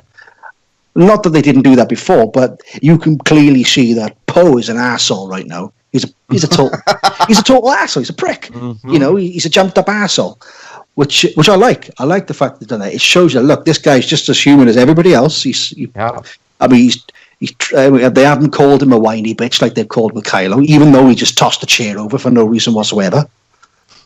Well, he's got reasons, but they're no good reasons, but he thinks they're good reasons. But I love the fact that they are showing him like a complete arsehole. You're not rooted for Poe at this moment in the film.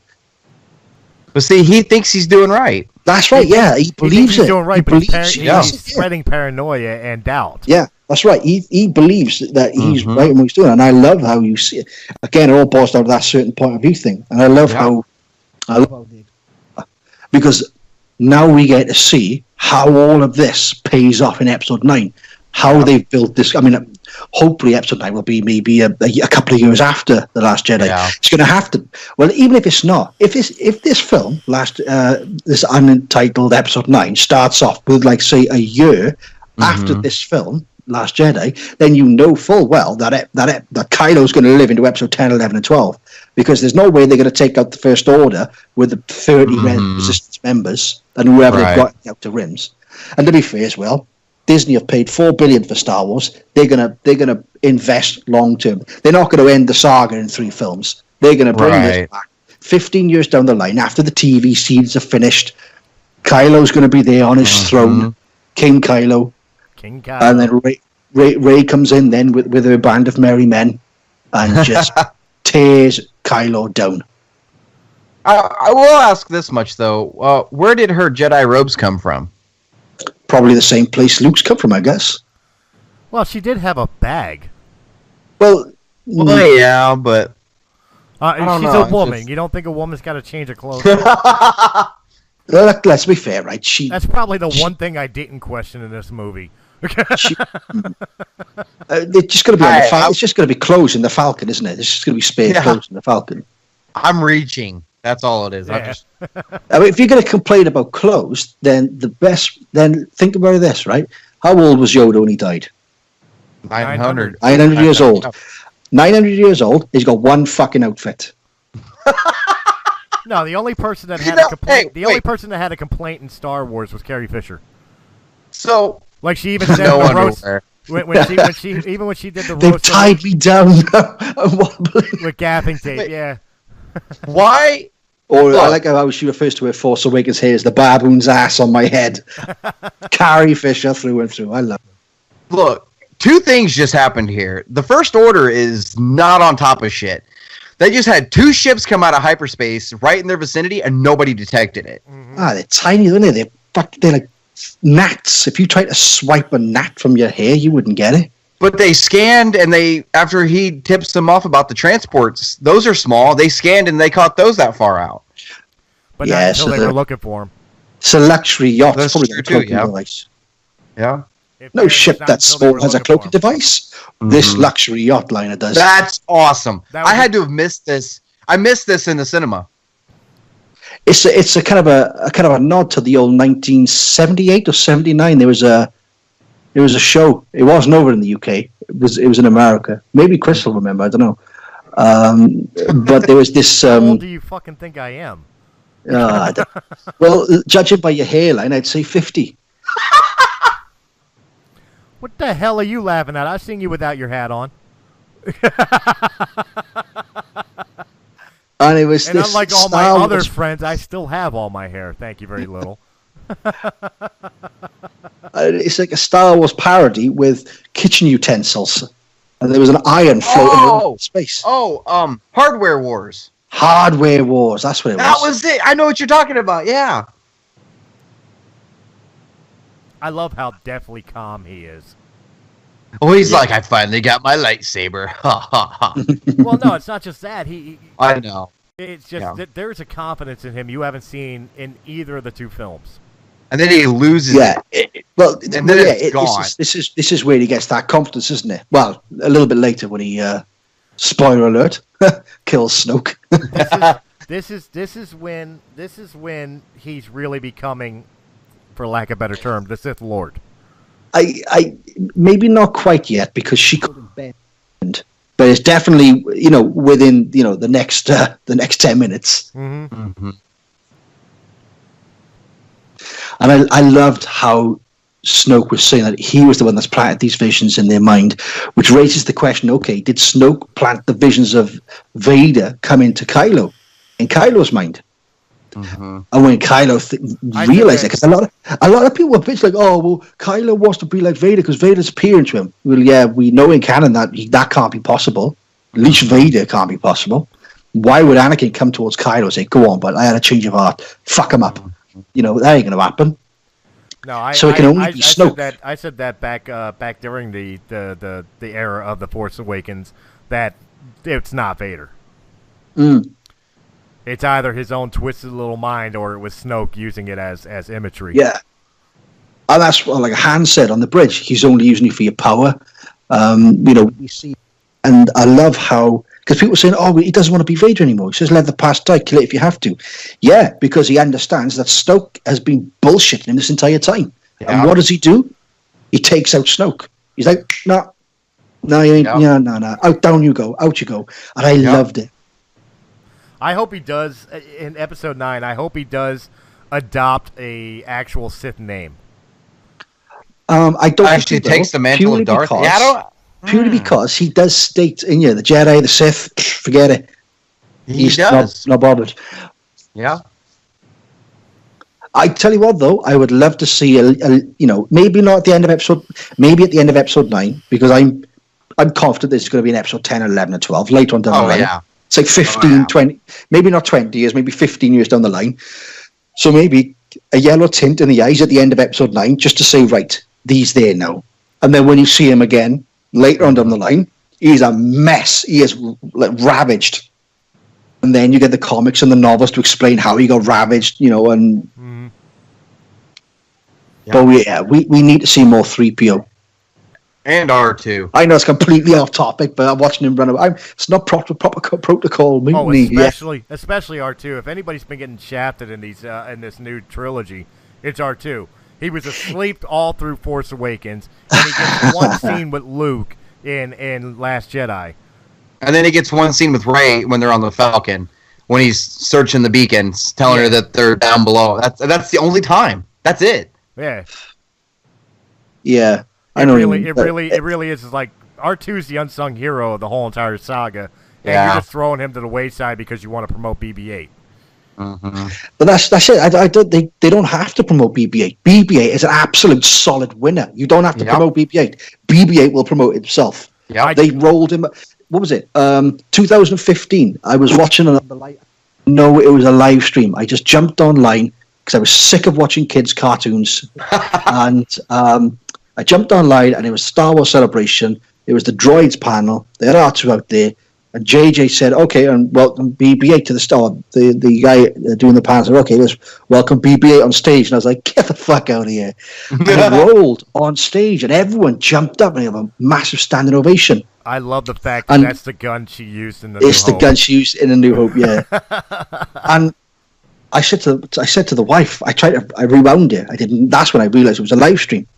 And of course, then it paused, they started buffering, and by the time it came back on, they'd all gone off stage. So I tried to explain to my wife what the fuck I just saw, and I burst out crying. I burst out crying trying to explain to her I saw a ball roll on stage with a head on it. Yeah. And That because when I first saw the teaser to Force Awakens with BB-8 rolling in the sand, I wasn't sold on that. I was like, odd, CGI. weird.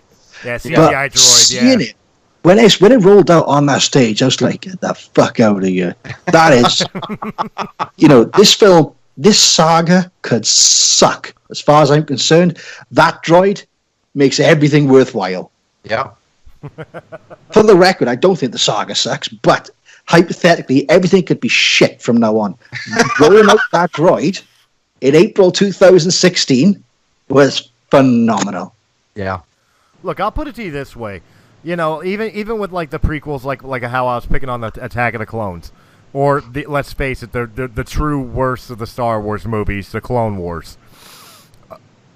Star Wars, even the worst movies, is like pizza. It could be bad, and it's still pizza. You'll still eat it and just be like, whatever. But then you've got the holiday special. To meet it. And that Why'd you have to go and say that? And that is 3-month-old. I was having pizza. a good time. I was having a good fucking time watching some Star Wars, eating some Doritos, and you had to go and say the H and S words. Skywalker, I assumed. I absolutely adore this scene. I like the meme they made of this scene, wherever he's telling her she's nothing, you're nothing. And then it's like, oh crap, she ain't buying it. Plan B, just take her lightsaber and run away. Love it. Watch for the close-up. Watch if you can see Snoke's spit coming from his mouth. And you'll see, like, spit on his lips.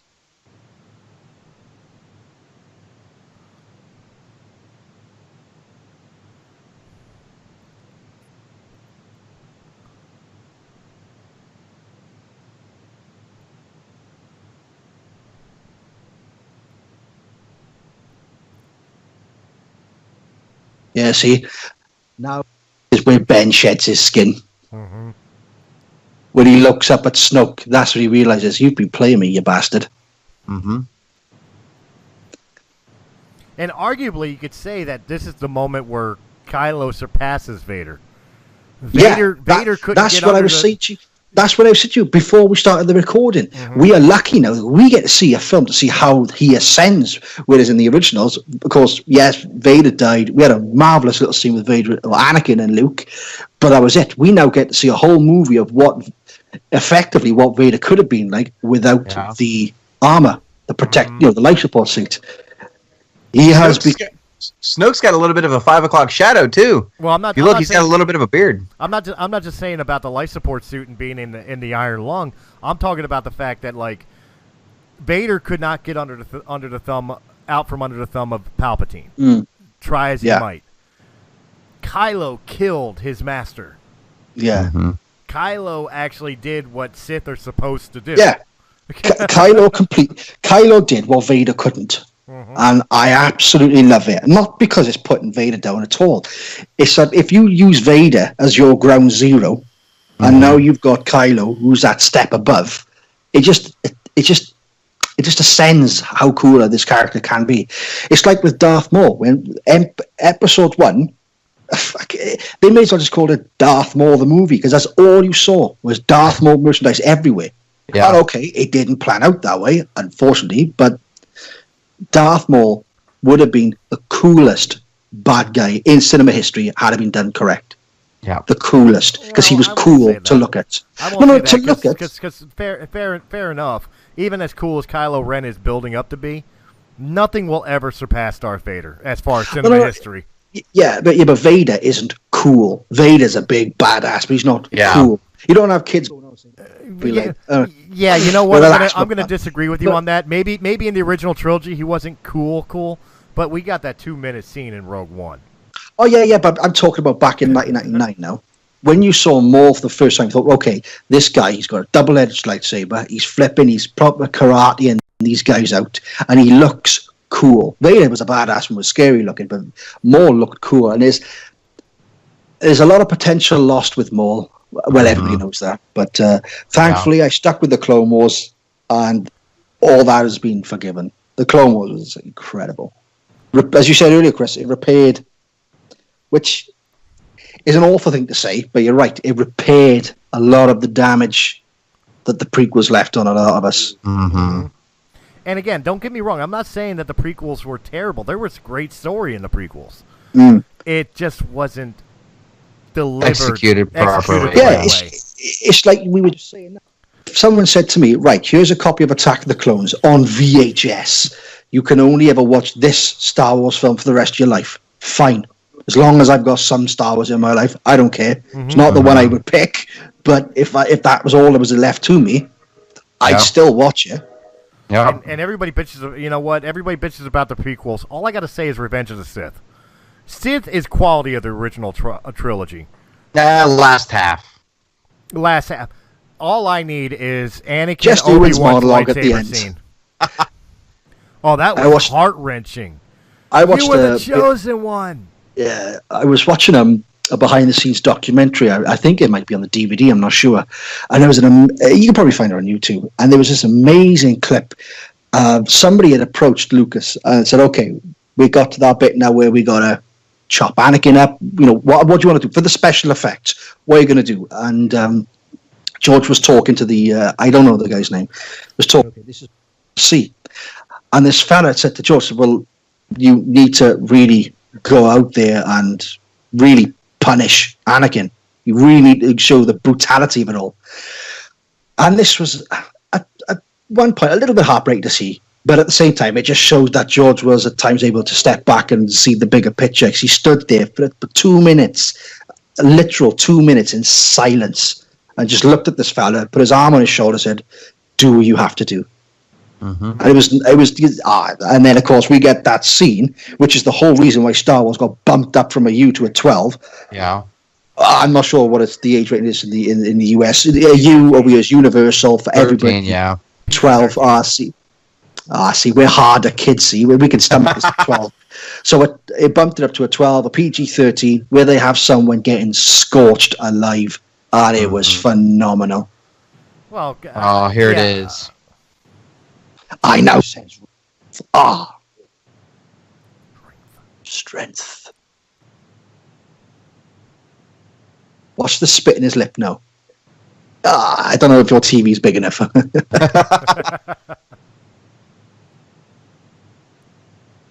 I love this. I cannot fathom why people didn't like this.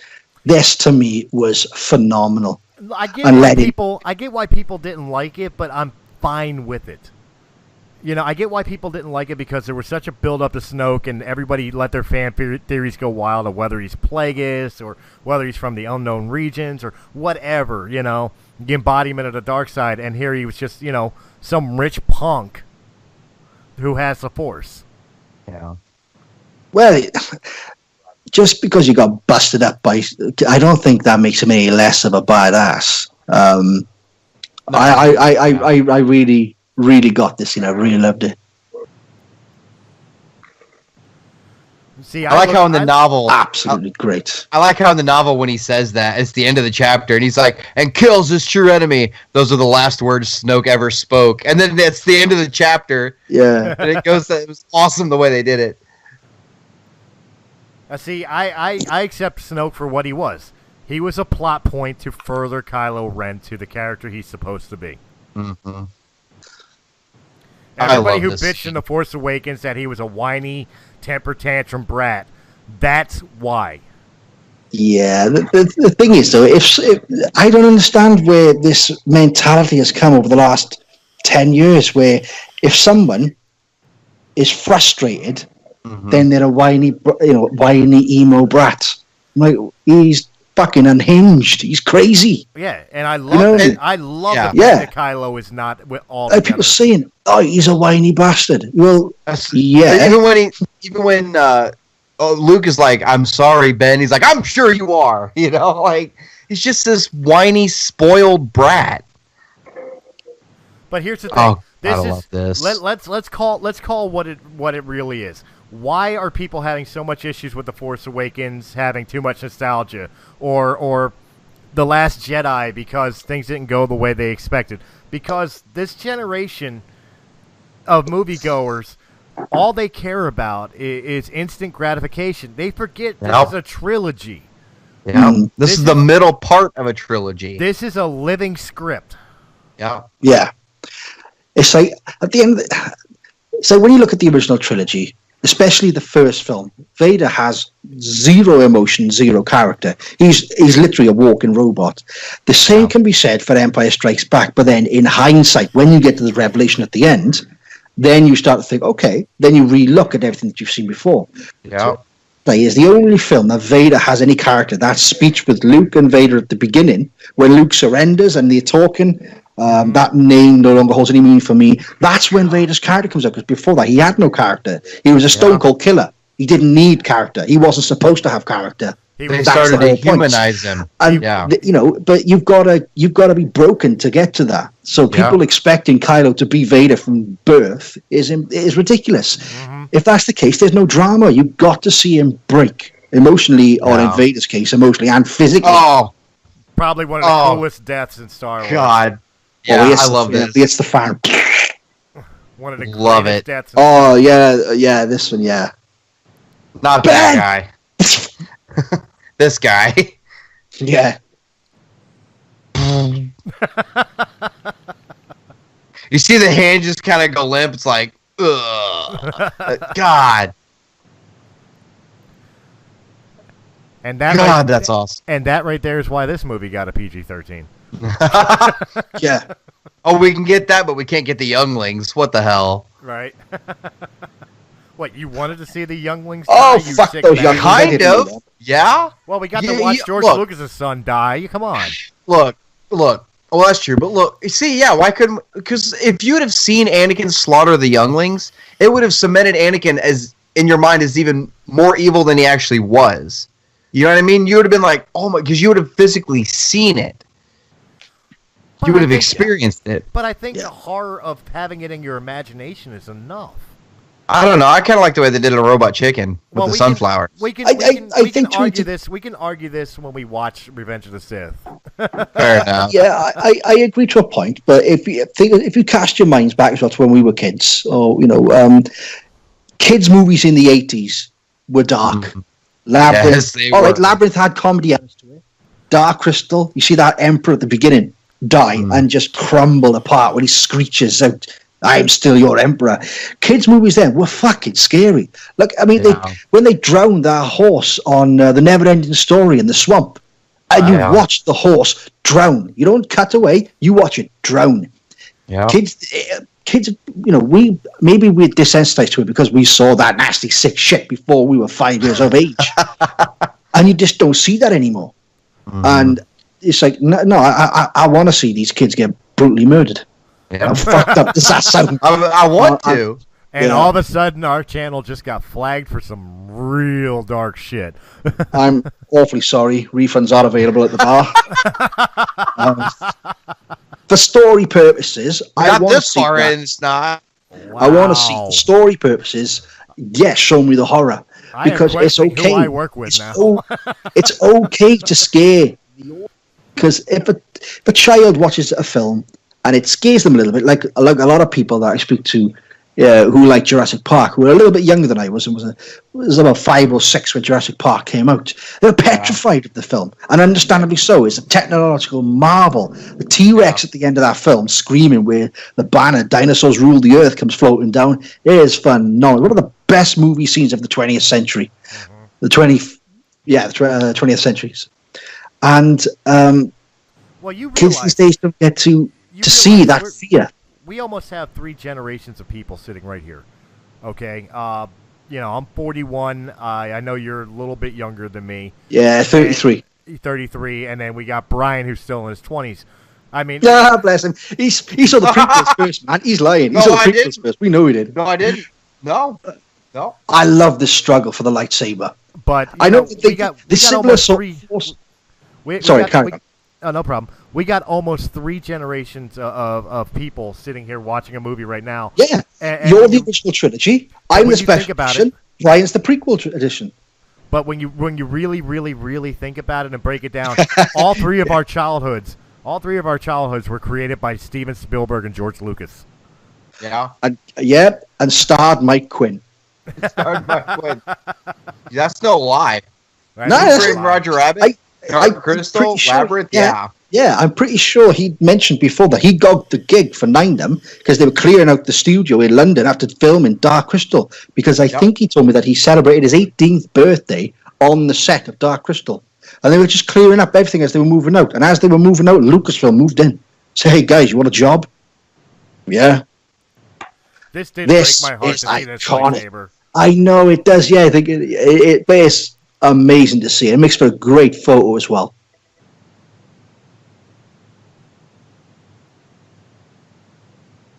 And I love how the Force pushes them back as they're still and they slide backwards before the lightsaber blows up.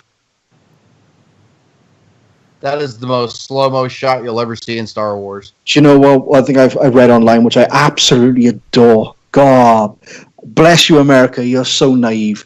Where cinemas in America had to put up a warning to their customers that there's a part in the middle of the film that it'll go silent. Don't complain. Don't throw the popcorn.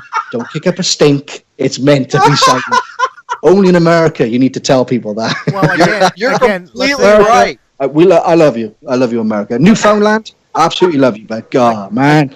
Again, let's think back to Attack of the Clones. People probably had the same reaction when Jango Fett was dropping those mines in the asteroid field at Obi-Wan. Oh, I love those seismic charges. Yeah.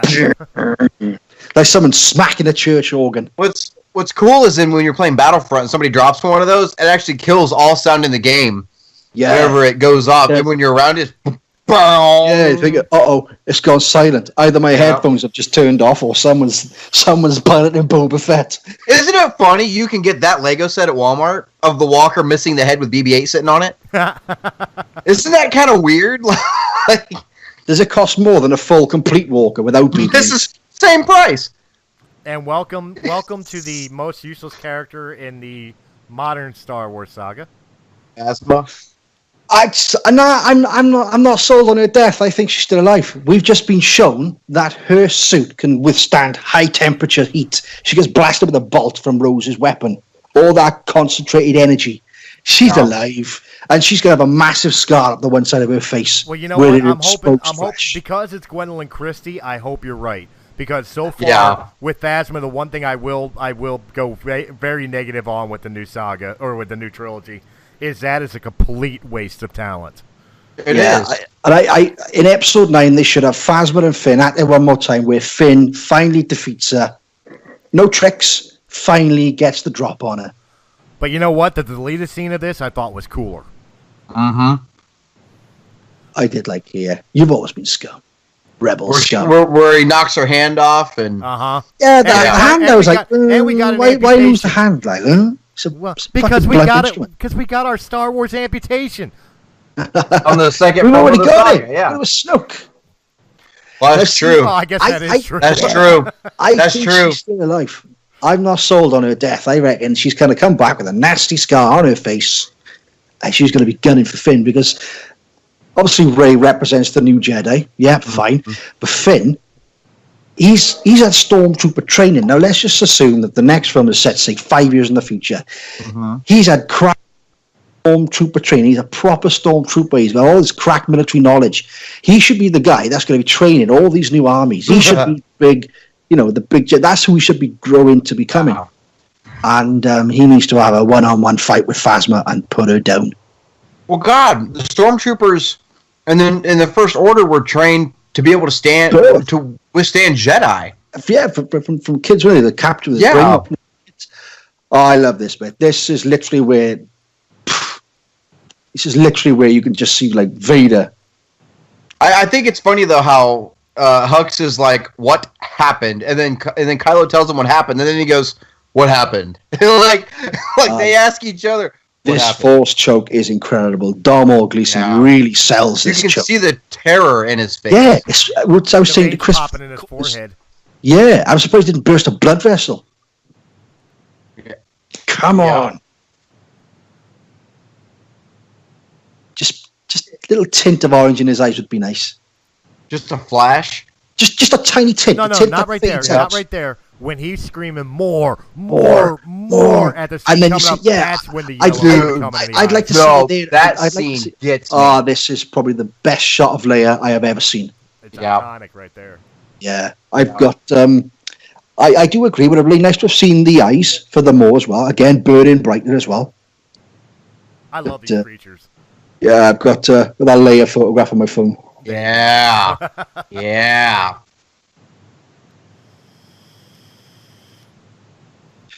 And then on the unlock screen, they serve no real purpose, but the nice. facing. I mean, also you can't see the walkers. It's faint anyway, but of course it's even worse when on the camera. Finn, you're not dead. Where's my droid? Where's my droid? Again, classic Star Wars humor. It's just it works. It doesn't need to be forced in. I think this is great. And I love how Leia grabs a weapon as well. She's not sitting back. She's grabbing a weapon. She's in the front line. Where's my droid? See, that's the first Leia's probably hearing of this plan. Mm-hmm.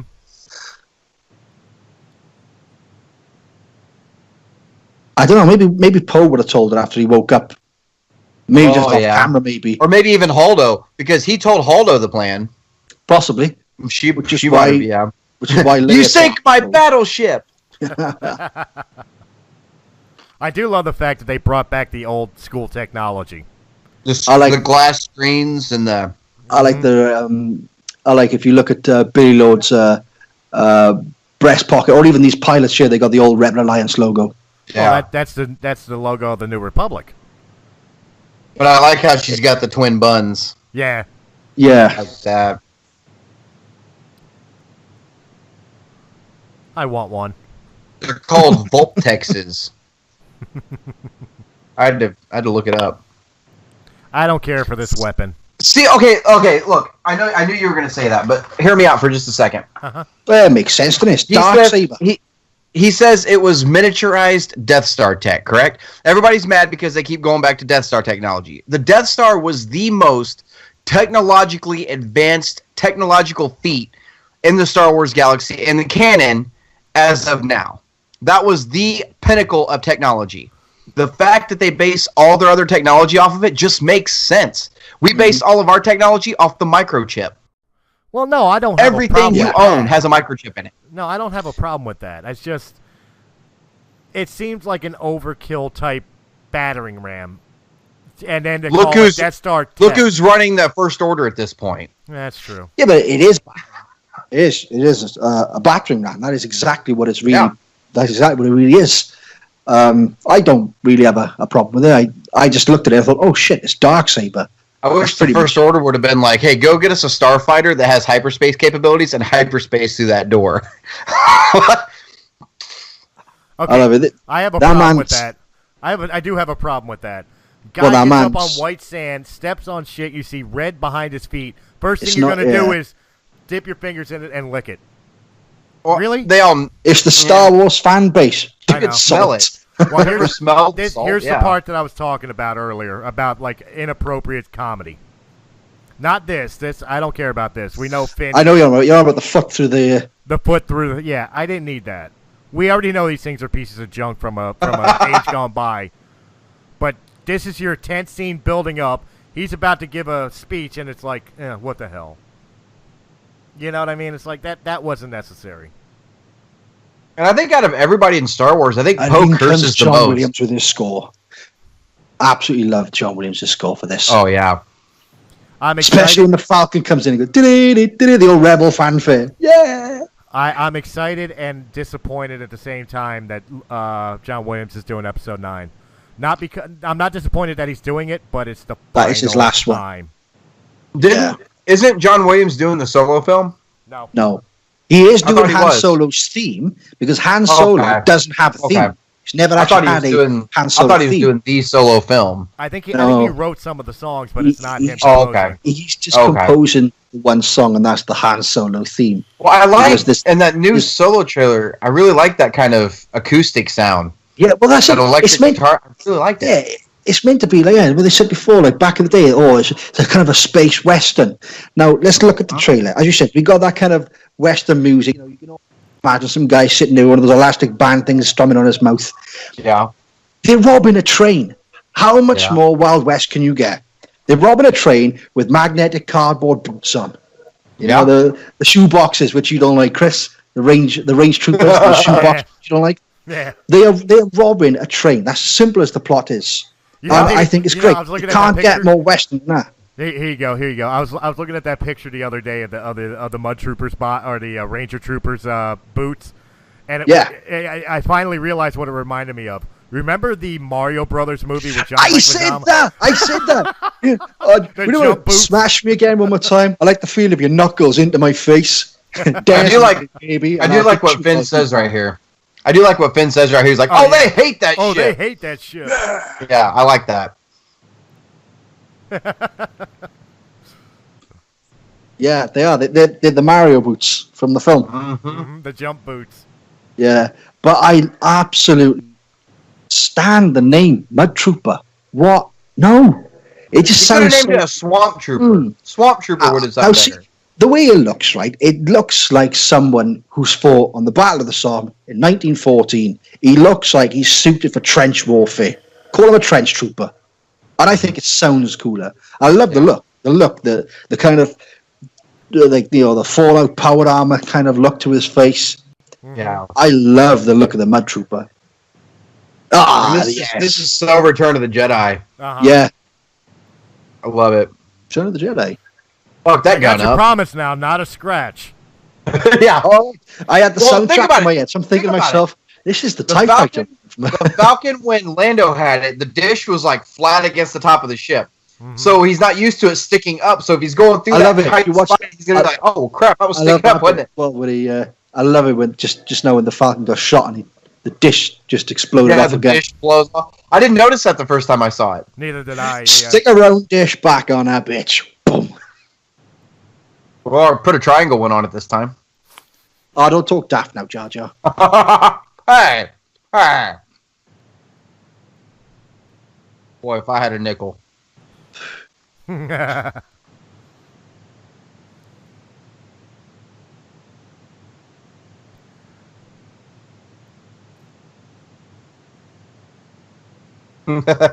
love the sheer content in Kylo's face, and again in the novel is built upon so much more. How when he force sheer pushes him into sight the wall of Armitage just makes him sick. Yeah, when he force pushes him into the wall, he even says in the novel he didn't care if he hurt him or killed him; it didn't matter anymore. He just wants to push him. That's it. If you didn't see the film, you would have thought that the way they'd written it in the book that Hux is out, he's gone.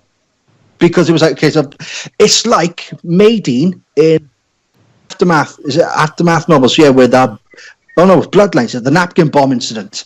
Yeah. And they say, Maydeen might be dead. Well, we have still no confirmation if General Maydeen is alive or not. Yep. And it was written just like that. So it's just like, gone. Yep. This is where I hate Rose. Right here is what made me hate Rose more than anything else. Because this should have been Finn's end.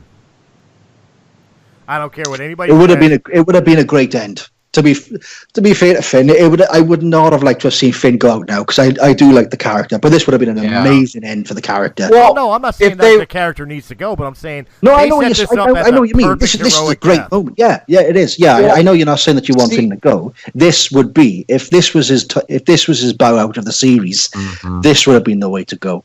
Yeah. And the fact that it's just music. Mm-hmm. The whole build-up, him closing his eyes. Exactly. Yeah, totally agree with you.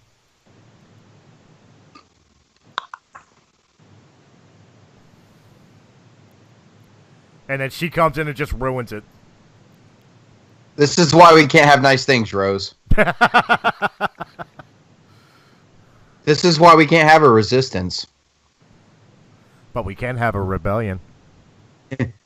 I like the sound of rebellion better than resistance anyway. And whenever he runs up to her, he's like, "Why did you do that, Rose?" All I can think of is Titanic after Rose jumped back onto the ship. Uh-huh. Why did you do that, Rose? You're so stupid. Why? Yeah. God, I haven't seen that film for years. It was decades since I've seen Titanic.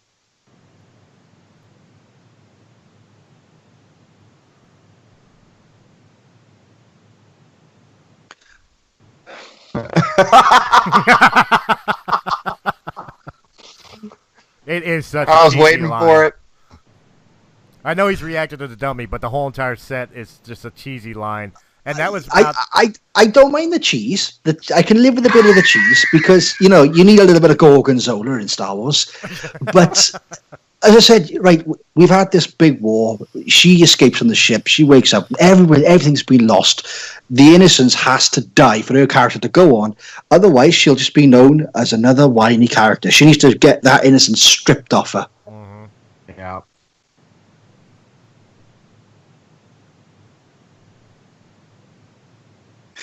That part's fucked up. You know what's going to happen now, don't you, right? Nobody's helping the Resistance. Episode 9, Ray's going to be on the phone. Oh, Lando, why didn't you pick up, you bastard? We needed you. Now y'all want our help. I see how it is. Right. Yeah.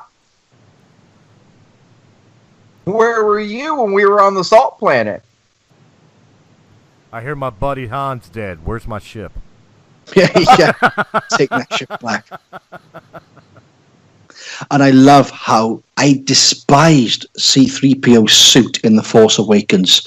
I know it was a different material, but it was dull. It had no shine to it. I love you seeing this bit now when he sees Luke come in. His suit is gleaming. I love it. You can't have a dull shade of gold. It says something about Luke's power, too. The fact that a droid registered that he was there. I know, innit? That a droid realized he was there. Because 3PO could have been there just like, who's everybody talking to? Yeah. What's going on? I love the story of this part here where Luke improvised the kissing of kiss at Leia's the end. head. And it was really like saying goodbye, as Mark put it. Yeah. He didn't realize he was saying goodbye at the time that he said goodbye. Yeah. Yeah, me and Brian have seen Director and the Jedi. Yeah, we know.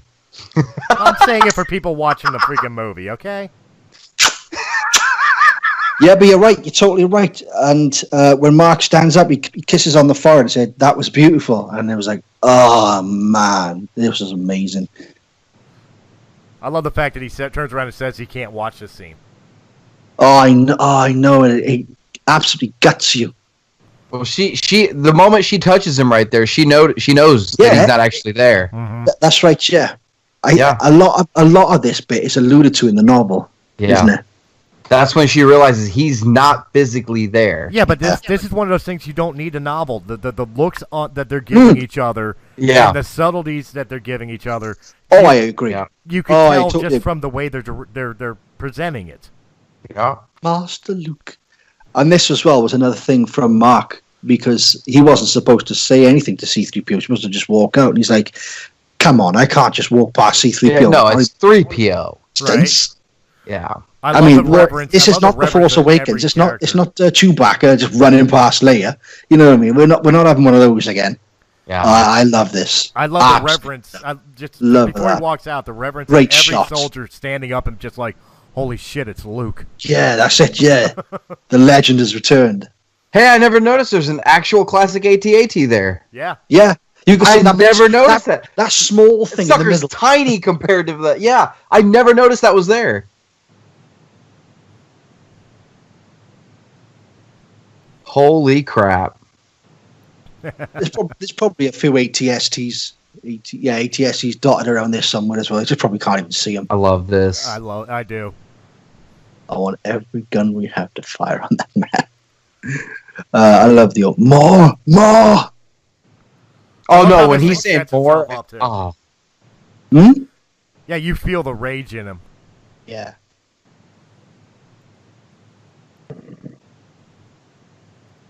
Oh. Oh, God. That's where his eyes should have been yellow. Mm-hmm. Yeah.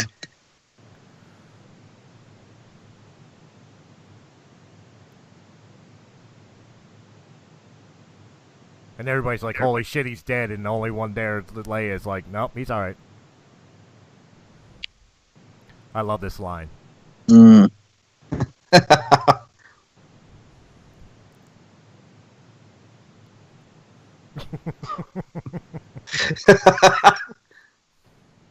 It's very Tarkin-esque, the delivery of that line, isn't it? Mm-hmm. Do you think you've got him? With fire one ready. Oh. And this is, again, a Mark Hamill thing right here. This wasn't Luke. This was just Mark. Yeah. Yeah. The whole. Uh-huh. Yeah. And wanted to do a second swipe.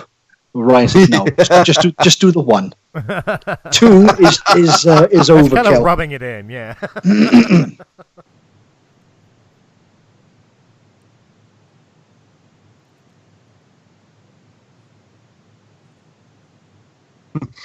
This was Kylo. This was Kylo going. This was Kylo going. Oh, that's Skywalker. Here, hold my beer. Watch this. Uh-huh. Little known fact, you little rat bastard. They messed up. Kylo's the wings didn't fold up. The wings didn't fold the way they did in Force Awakens. Yeah, I noticed that the first time watching too.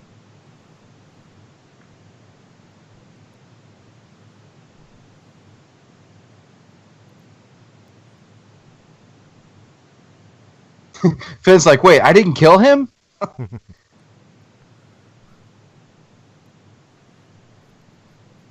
The way he ignites his blade, the same way he did from the teaser in The Force Awakens, which was ultimately cut from the film. I like the way his lightsaber belt clip works too. It's not the classic D-ring and it's not the prequel Comtech clip. It's this new kind of thing where you can slide it down and it stops, but you can just pull it straight down and out, and it like a holster. Yeah, it's so awesome. Like a DL-44 holster. Mm-hmm. I love it. You see the light glaring, the red light glaring from Kylo's eyes. It almost looks like, give a bit of fire. Yeah.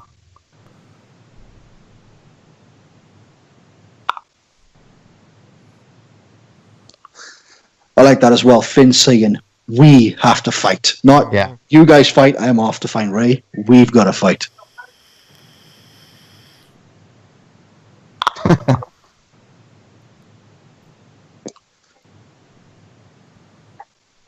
He's just not allowed to get some odds out. 2-1.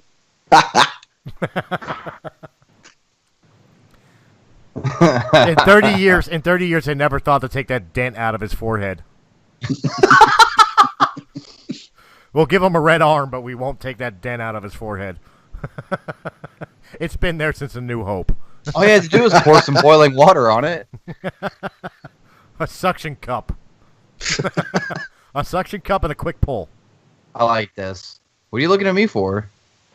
Suction cup and a quick pull. All right. That sounds like a good time. Boom goes the dynamite. Right, here's the other scene with R2. Right here. Mm.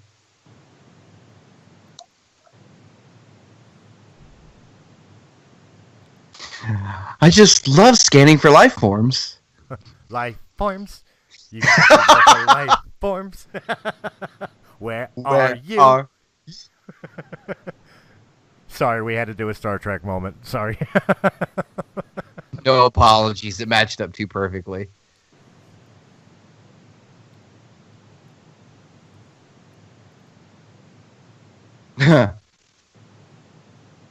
That's an awesome shot. When you see the back of the eyes. Mm. The predator eyes. Yeah.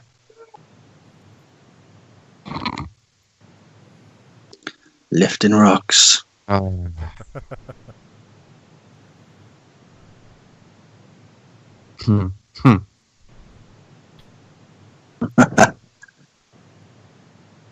Oh, man. I do dig Kylo's stance right here, though. Yeah.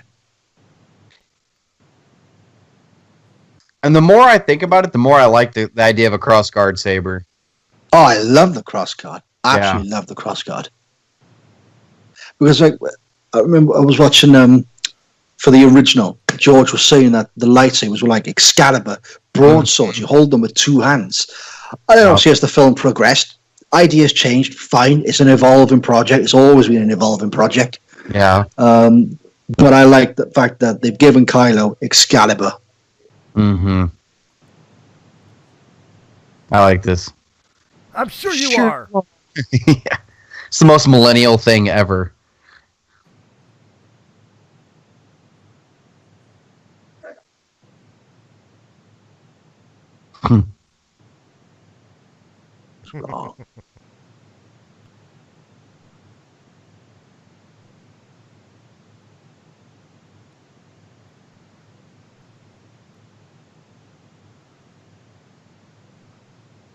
Oh. I know, Nick. The feels. The war is just the beginning. It's just beginning, so it can't end. You know, This is it can't end in 10. They said Nine, this sorry. trilogy was going to be the passing of the torch from one generation to the next, and I feel like The Force Awakens wasn't necessarily that passing of the torch. It was this film was the actual the final thing is- passing, or it's like it's yours, go with it. There was obviously a lot of business risks in bringing this back anyway, so The Force Awakens tried to make it familiar and new at the same time. Obviously, as a fan, it's easy for us to say we would have done this differently, but we hadn't paid $4 billion for the rights. I mean, first of all, drop Star Killer Base, have the Skyhook or something from Shadows of the Empire. You know, why move? Think of the logistics involved in moving the White House, Congress. Every time a new president is elected, you're going to pick the White House up and drop it to Boston. You're going to pick it up and drop it to Tennessee, or to Texas. Think of that on a galactic scale. Just keep it as Coruscant. We all know Coruscant. Yeah. All of us know Coruscant. We're all bonded with Coruscant. Yeah. Have some sort of base that will fling an armada of ships without the need for stopping and recalculating all these little hyperspace jumps. Fling them all to Coruscant, open fire, aerial bombardment, and just batter Coruscant to a submission.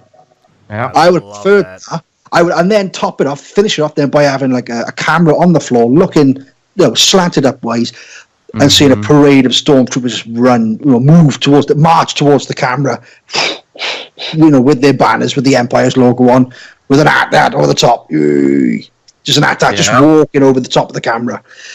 Oh, look at that, Luke shot. Look at the strain he's going through, though. Yeah. Absolutely lost my shit when I saw that. I literally jumped up and I went, "Come on, Luke!" Right in the middle of the cinema. When Kylo's running at him and he's getting ready to swipe at him, and you see that camera, like Luke just stone faced, and the camera just coming straight at him. The moment that shot came up, that's when I realized something was off, because he didn't look corporeal. He didn't look like he was actually there. It looked ghost-like, almost eerie.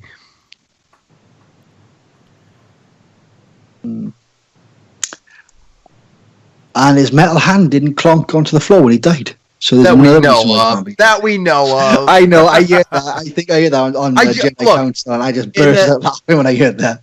In the novel, they did talk about how the caretakers took all of Luke's artifacts and they went and put them in a vault somewhere with his lightsaber. Yeah, and everything. I wish to God one of them would have been like, "Well, we found this mechanical hand. Yeah, just throw that with everything else. Just throw it in there. It'll be all right." No, it should be like Deadpool. They hold up the hand and it's fucking flipping them. That would have been a tribute to Carrie Fisher, too. Yeah.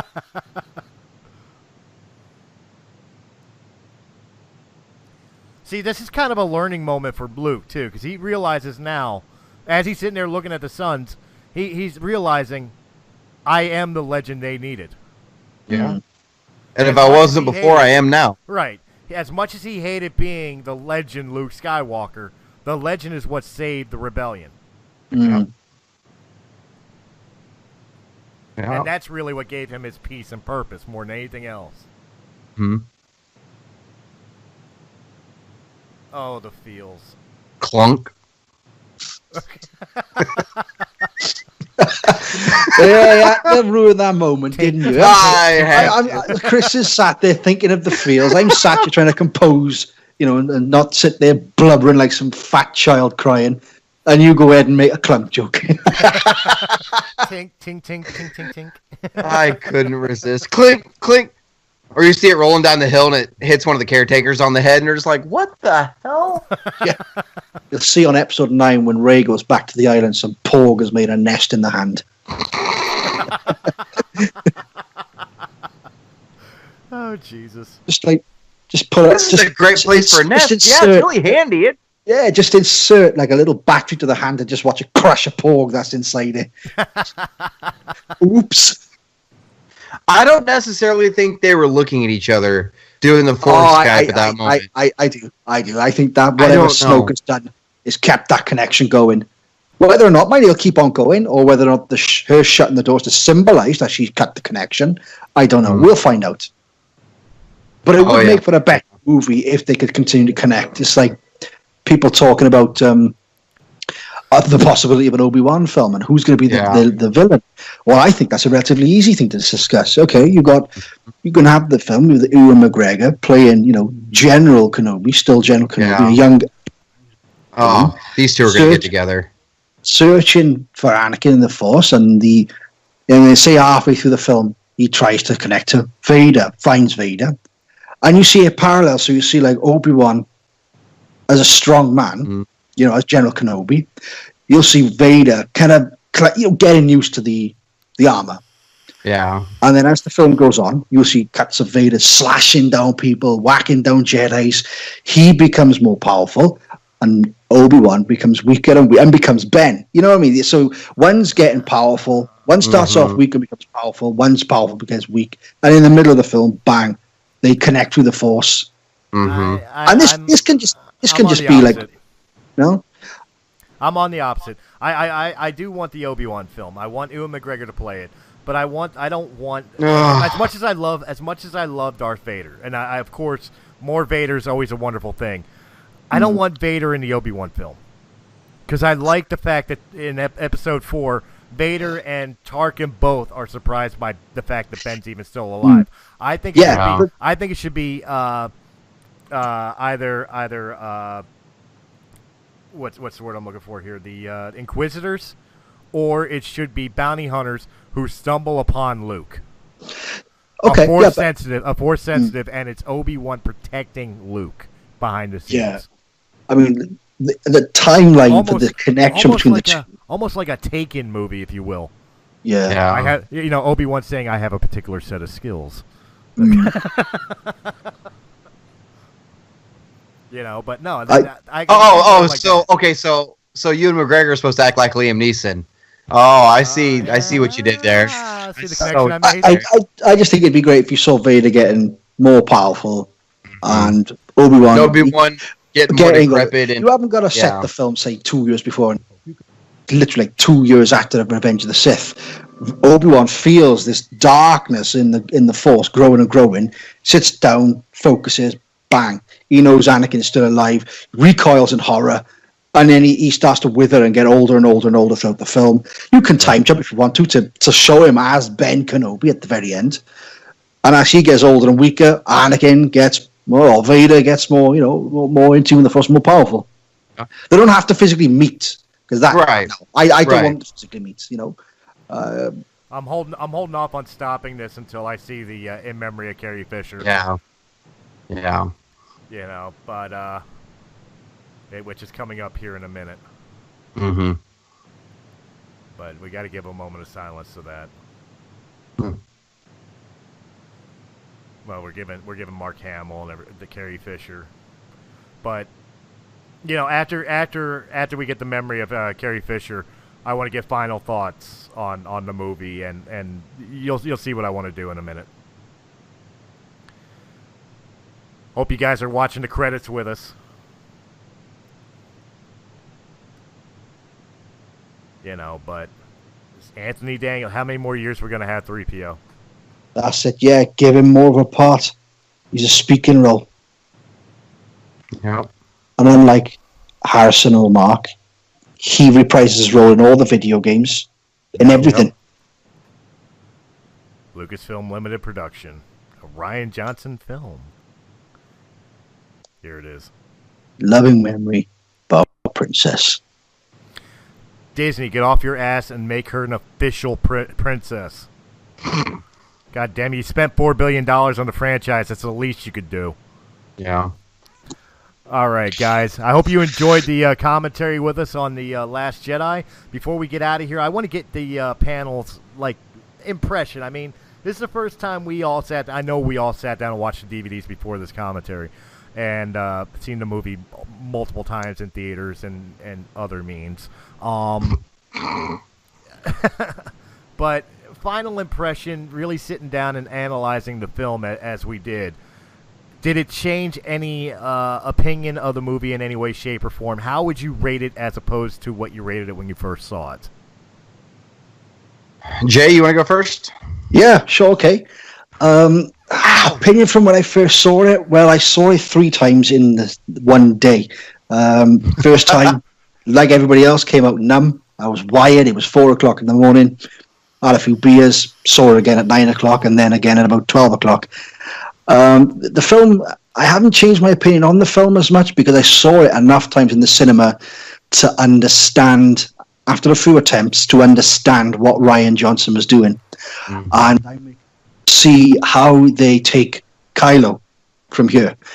We're all, obviously curious to see what they do with Leia's character, but I'm excited to have this opportunity to see the big boss bad villain get cut down in the second film and see how this affects the galaxy moving forward.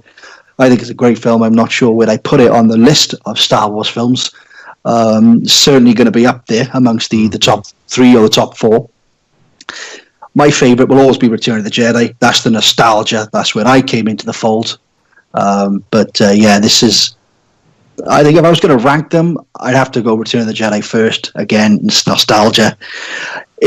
I'd be in two minds between this and Empire. Although, again, I think Empire might win again on the nostalgia factor. But this is a great film. I don't understand all the hatred. Some parts, yeah, of course, you can nitpick, but the outpouring of hate from a very small collection of the fan community. I mean, this is the second biggest Star Wars Center film of all time. That's a fact, So it's obviously a great film, and it's hit a lot of high notes for people. Devastated what they did with Luke, not in a bad way. It served the story, but absolutely crushed to see what became of my childhood hero.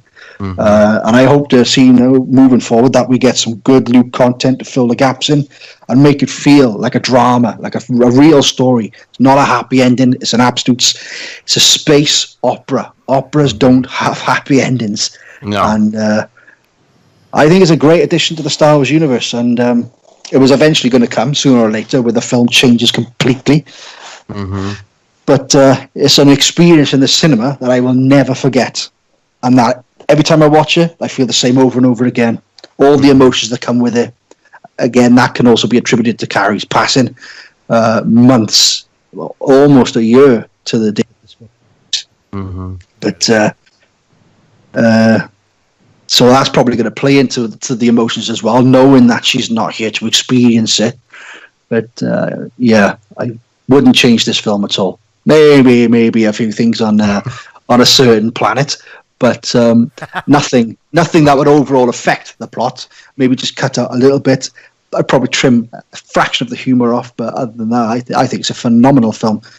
It's had this sort of impact where it's butchered people's emotions coming out of the film, and ultimately that's what you pay your cinema ticket to see, not to see something that's predictable. You pay your cinema ticket to escape, and this delivers. All right. Yep. Ryan. No, mirroring everything Jay just said, he's completely right. You don't want to pay money to go see something you know what's going to happen, and you don't want to see just a rehash of things that have come before. Do you want to see things that kind of mirror what has come before? Yes, but you don't want to see a rehash, I mean, with Last Jedi, we had, the walkers. If you guys really, if you really want to compare, we had walkers on a white planet, we had, from Empire, we had the whole scene in the throne room scene seemed very Return of the Jedi-esque. Even some of the dialogue Snoke said, a young fool. It was I who did, stuff like when the Emperor's like, young fool. It was I who allowed the rebellion to know the location, blah, blah, blah. To see it mirrored like that is really a beautiful thing. And like all these people who are upset because this film wasn't what they thought it was going to be. No, it's not. Why would you want it to be something that you already know what it's going to be going into it? I mean, I knew two things going into this movie about it. And did it take away from me seeing the movie at all? No, but I enjoyed it. I just, it didn't really ruin anything for me. Now, once I walked out, I was like, oh yeah, I should have remembered that was going to happen. But it didn't take away from it for me at all. This film it takes Star Wars to a new level, in my opinion. It's one of those things that when I went and saw Force Awakens, there were nostalgia moments in it for sure, where you're like, oh my God, it's so cool to see that again, or something like, along that line. Mm-hmm. But for this film, for me personally, giving me stuff like Leia's message again, to Obi-Wan, Yoda, for the love of God. I mean, just The green lightsaber. The green lightsaber. The Yoda scene itself is what sold this film for me. That alone is what I was already hook, line, and sinker up to that point, and then when the Yoda popped up, it was just I was drowning in it at that point, and it took me back to when I was a kid watching Star Wars for the first time on the Sci-Fi Channel, you know, and seeing Yoda for the first time, and because that was my Yoda, that was the Yoda I grew up with, you know. So this film did a lot as far as pushing. I know a lot of people say it didn't. In my opinion, this film did a lot pushing the narrative forward. It developed a lot of the characters more than I want to say The Force Awakens did in a couple of aspects. But it leaves it off for a great cliffhanger. I can't wait to see where 9 goes. Well, to mirror you guys, I look at the Last Jedi as, quite honestly, and I discussed this with Richard J. when I first walked out of the Last Jedi opening night. When I've walked out of every Star Wars movie prior, including Rogue One, I've had that sense of adventure and excitement and, oh my God, Star Wars, yeah, you know. I walked out of Last Jedi not knowing how to feel. Mm-hmm. Yeah. And that is exactly what I wanted out of a Star Wars movie. Because of the fact that the one thing, like, you know, as Richard said, I don't want to spend my $10 or $12 or $20 or whatever, you know, plus snacks and stuff like that, to go see something that I could predict. And one of the things that I absolutely loved about The Last Jedi is it was very unpredictable. Whether that's good or bad doesn't matter. It's the fact that nothing went the way I planned it to go. My little thoughts, my little fan theories, the fan theories that I've heard over and over all over YouTube and the internet and, you know, stuff of that nature, none of it came true. I was thrilled that they did that they went left instead of going right, which everybody expected. Mm-hmm. This is definitely a high-ranking movie. Do I think it had the nostalgic value of The Force Awakens? Of course not. Do I think it has the gravitas of Rogue One or, God forbid I invoke the name, Empire Strikes Back? No, definitely. I thought you were going to say the holiday special. No. I made that joke already. I'm not going to beat a dead horse. But maybe Caravan of Courage. But the long and the short of it is like the more I watch this movie, the more I get what they're trying to do. And the biggest thing that I walk away from this movie with is it's a great setup for a phenomenal finale. Yeah. Mm-hmm. Which is what Empire Strikes Back was. Which is what Attack of the Clones was supposed to be.